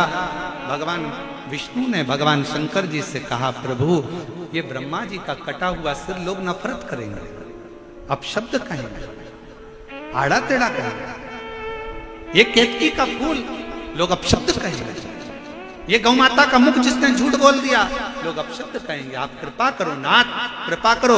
शिव जी ने कहा, गौ माता तेरा संपूर्ण शरीर पूजा जाएगा, तुझ में 33 कोटि देवता विराजमान होंगे और गौ माता तेरा चरण जहां पड़ जाएगा वहां से सारा अपशकुन समाप्त हो जाएगा और शुभ लक्ष्मी का योग बन जाएगा। केतकी के फूल केवल शिव को छोड़कर सारे देवताओं पर तू चढ़ेगा। और फिर कहा, इस ब्रह्मा जी के कटे हुए शीश के लिए आप कुछ कहिए। भगवान शिव देख रहे थे ब्रह्मा का कटा हुआ शीश, कटा।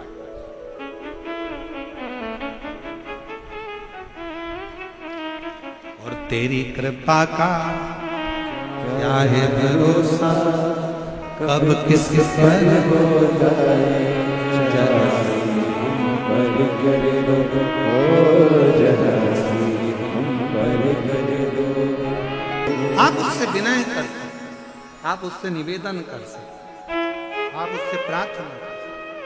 ब्रह्मा जी का कटा हुआ सिर आप जोड़ दीजिए। शिव जी कहते हैं नहीं, ये ब्रह्मा जी का कटा शीश नहीं जोड़ूंगा क्योंकि इसने झूठ बोला, असत्य, इसने झूठ बोला है, अपशब्द कहा है, असत्य कहा, इसको नहीं जोड़ सकते।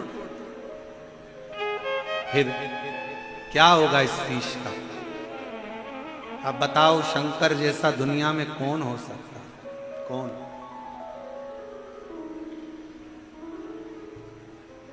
शिव महापुराण की कथा कहती है कि शिव को तो केवल याद कर लो। मंदिर में नहीं गए हो ना, कोई काम अड़ गया, मंदिर नहीं पहुंच पाए, सत्संग तक नहीं गए, कथा तक नहीं गए, याद कर लो केवल उसको, केवल याद, उतने में वो करुणा कर दे। मत मांगो कुछ भी। भागवत जी किस किसने सुनी है? हाथ उठाओ जिन्होंने भागवत सुनी है। सबने सुनी है? सुदामा चरित्र सुना है? अरे बोलो तो, सुना है? सुदामा जी द्वारकाधीश जी के पास में गए तो सुदामा जी ने द्वारकाधीश जी से कहा था कि मेरे घर की स्थिति ठीक नहीं है। बोले थे क्या? नहीं, कुछ नहीं बोले। उनकी पत्नी केवल एक काम करती थी, सुदामा जी से रोज कहती थी, जाओ द्वारकाधीश के पास जाओ, जाओ द्वारकानाथ के पास जाओ, जाओ द्वारकाधीश के पास जाओ। दुनिया की पहली पत्नी थी जो अपने दुनिया की पहली पत्नी थी जो अपने पति से कहती थी जाओ द्वारकाधीश के दरवाजे पर जाओ। नहीं तो आज के जमाने की पत्नियां सुबह उठते से कहती है जाओ दूध की थैली लिया।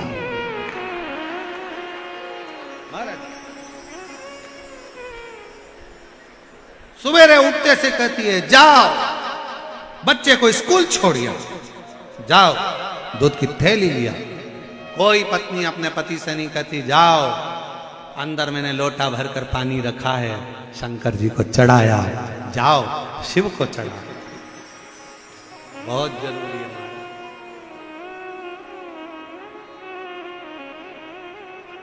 बहुत जरूरी।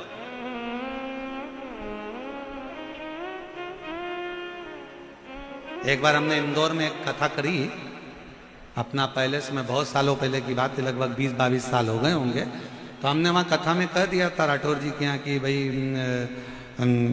जितनी कथा यहाँ सुनकर जाओ उतनी कथा अपने पति को सुना।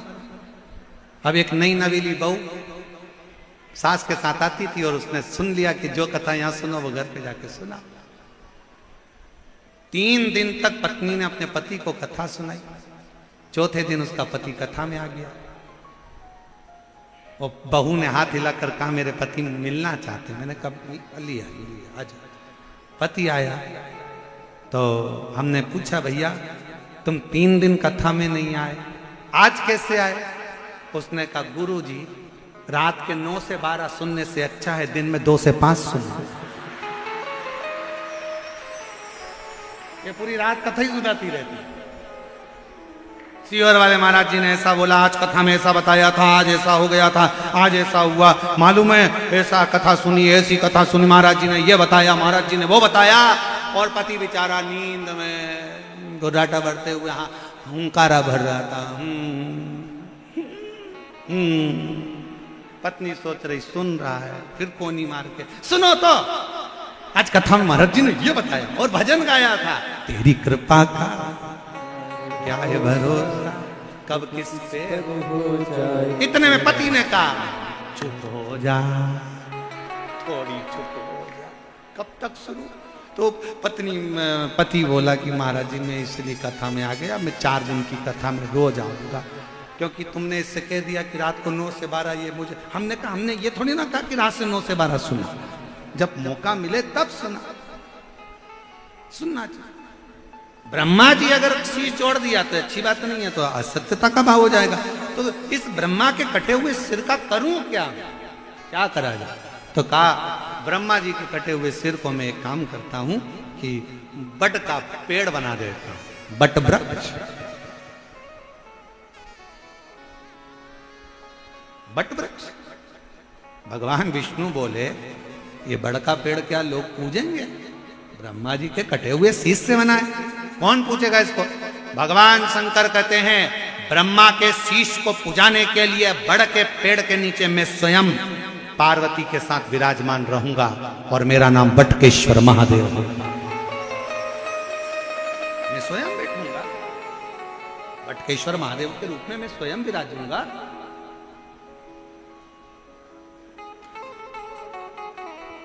बटकेश्वर महादेव, भगवान शिव का पूरा परिवार शिवलिंग के अंदर विराजमान है। एक लोटा जल जब हम भगवान शिव जी को चढ़ाते हैं, 33 कोटि देवताओं को अलग अलग जल चढ़ाने की जरूरत, यहां तक शास्त्र कहता है। कई माताओं की आदत है, शंकर जी के मंदिर में जाती है ना, जब शिवलिंग में शिवालय में जब जाती है शिवलिंग के पास में, तो कई माताएं लोटा भर के चले जाएगी, पहले गणेश जी को चढ़ाएगी, पार्वती जी को चढ़ाएगी, कार्तिकेय को चढ़ाएगी, नंदी को चढ़ाएगी, फिर शंकर को चढ़ाएगी। मेरा निवेदन है, तुझ में रब बसता है यारा, मैं क्या करूं, एक ही जगह सब बसता है, एक ही जगह लोटा भर के जल शंकर जी के ऊपर चढ़ा दो, 33 कोटि देवताओं को प्राप्त हो जाता है। माँ जगत जननी को भी, गणेश जी को भी, कार्तिकेय को भी, अशोक सुंदरी को भी, नंदी को भी, सबको मिल जाए। आपको अलग से ढूंढने की जरूरत नहीं पड़ती।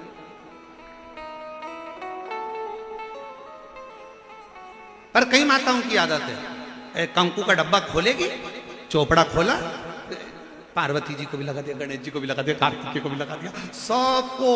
और कई माताओं की तो आदत है, एक बार बैठ जाती है तो 20 मिनट तक नहीं उठती। और कितना ही कोई खड़ा हो, कितने ही लोग खड़े हो पानी चढ़ाने के लिए, और उसके बाद भी अच्छी सामान वामान रख के बैठेगी, उचारो बढ़िया जोरदार उठती। और पड़ोसी कह भी रहे हैं, थोड़ा सा उठ जाओ जल चढ़ाने, नहीं चढ़ो जा, नहीं। और बैठ गई लोटा लेके, श्री शिवाय नमस्तुभ्यं, श्री शिवाय नमस्तुभ्यं। पड़ोसन समझ गई सियोर वाले महाराज की पक्की चेली है, हिलने वाली नहीं है। शंकर की बेटी है, बाप के पास आई है, और बेटी और बाप दोनों गले लग रहे हैं, अभी उठने वाली नहीं है। पर निवेदन है, थोड़ा सा सबको मौका मिलना चाहिए, थोड़ा सा जल चढ़ाकर एक और होते चले जाओ। 10 जगह पर जल ना चढ़ाओ, शिव जी पर जल चढ़ाओ। मंदिर की साफ सफाई का ध्यान रखो, समझ का ध्यान रखो। शिव की स्तुति करना है, थोड़ा दूर बैठकर शंकर से अपने मन का भाव कहते जाओ, श्री शिवाय नमस्तुभ्यं, श्री शिवाय नमस्तुभ्यं, श्री शिवाय नमस्तुभ्यं, श्री शिवाय नमस्तुभ्यं, श्री शिवाय नमस्तुभ्यं, श्री शिवाय नमस्तुभ्यं। उसकी स्तुति करते जाओ, उससे आनंद के साथ मिलो। शंकर के मंदिर में जब भी जाना, शिव महापुराण की कथा में जब भी जाना, ये सोच कर जाना, मैं अपने पिता से बात करने के लिए जा रही हूँ, अपने पिता को अपने दिल का हाल बताने के लिए जा रही हूँ।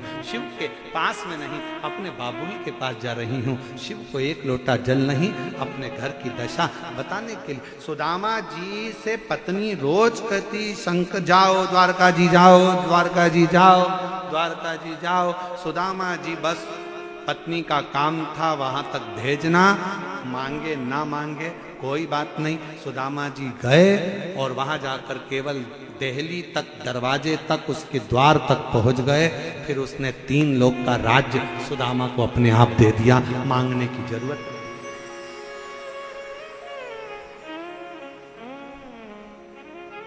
मांगने की जरूरत नहीं पड़ी, क्या मांग, बस जाकर विनय निवेदन। और तूने ऐसा डमरू बजाया, तूने ऐसा डमरू बजाया, मेरा मन हर लिया, ओ भोलेनाथ, मेरा मन हर लिया, ओ भोलेनाथ, दिल तुझको दिया, ओ भोलेनाथ, दिल तुझको दिया, ओ भोलेनाथ, तेरे चरण में ध्यान लगाया, तेरे चरणों में ध्यान लगाया, तेरे चरणों में ध्यान लगाया, तेरे चरणों में ध्यान लगाया, मुझे अपना लिया ओ भोलेनाथ, मुझे अपना लिया ओ भोलेनाथ, दिल तुझको लिया ओ भोलेनाथ।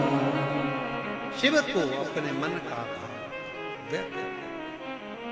ब्रह्मा जी बड़का पेड़ का वो मुख का बट वृक्ष, कितना भी कर्जा हो जाए, कितना भी कर्जा हो जाए,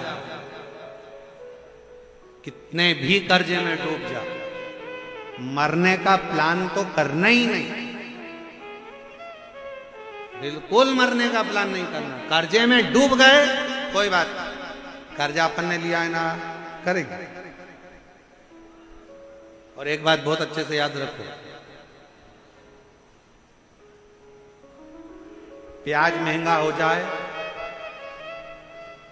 तो सब्जी में डालकर मत खाओ, और लोन का ब्याज महंगा हो जाए तो दुकान और मकान मत बनाओ। जरूरी नहीं है गरीबी में गुजरान करना, 2 रोटी अपनी खुद की खाना, पर ब्याज पे पैसा लेकर अपनी जिंदगी बर्बाद मत कर बैठना। ब्याज पर पैसा लेकर अपनी जिंदगी बर्बाद मत करना। प्याज महंगा हो जाए सब्जी में डालकर मत खाओ, बाद में देखा जाएगा, प्याज महंगा हो गया, महंगा। प्याज और ब्याज दोनों सावधानी से रखिए। प्याज महंगा हुआ सब्जी में डालकर मत खाइए, और अगर लगता है कि ये लोन लूंगा ब्याज महंगा पड़ जाएगा, दुकान लगा दूंगा, दुकान चली कि नहीं चली, मकान बना लूंगा, मालूम पड़े जिंदगी नरक जैसी हो गई। और ब्याज के चक्कर में मालूम पड़ा एक फ्लैट बनाया था और पलंग पे लेटा हुआ।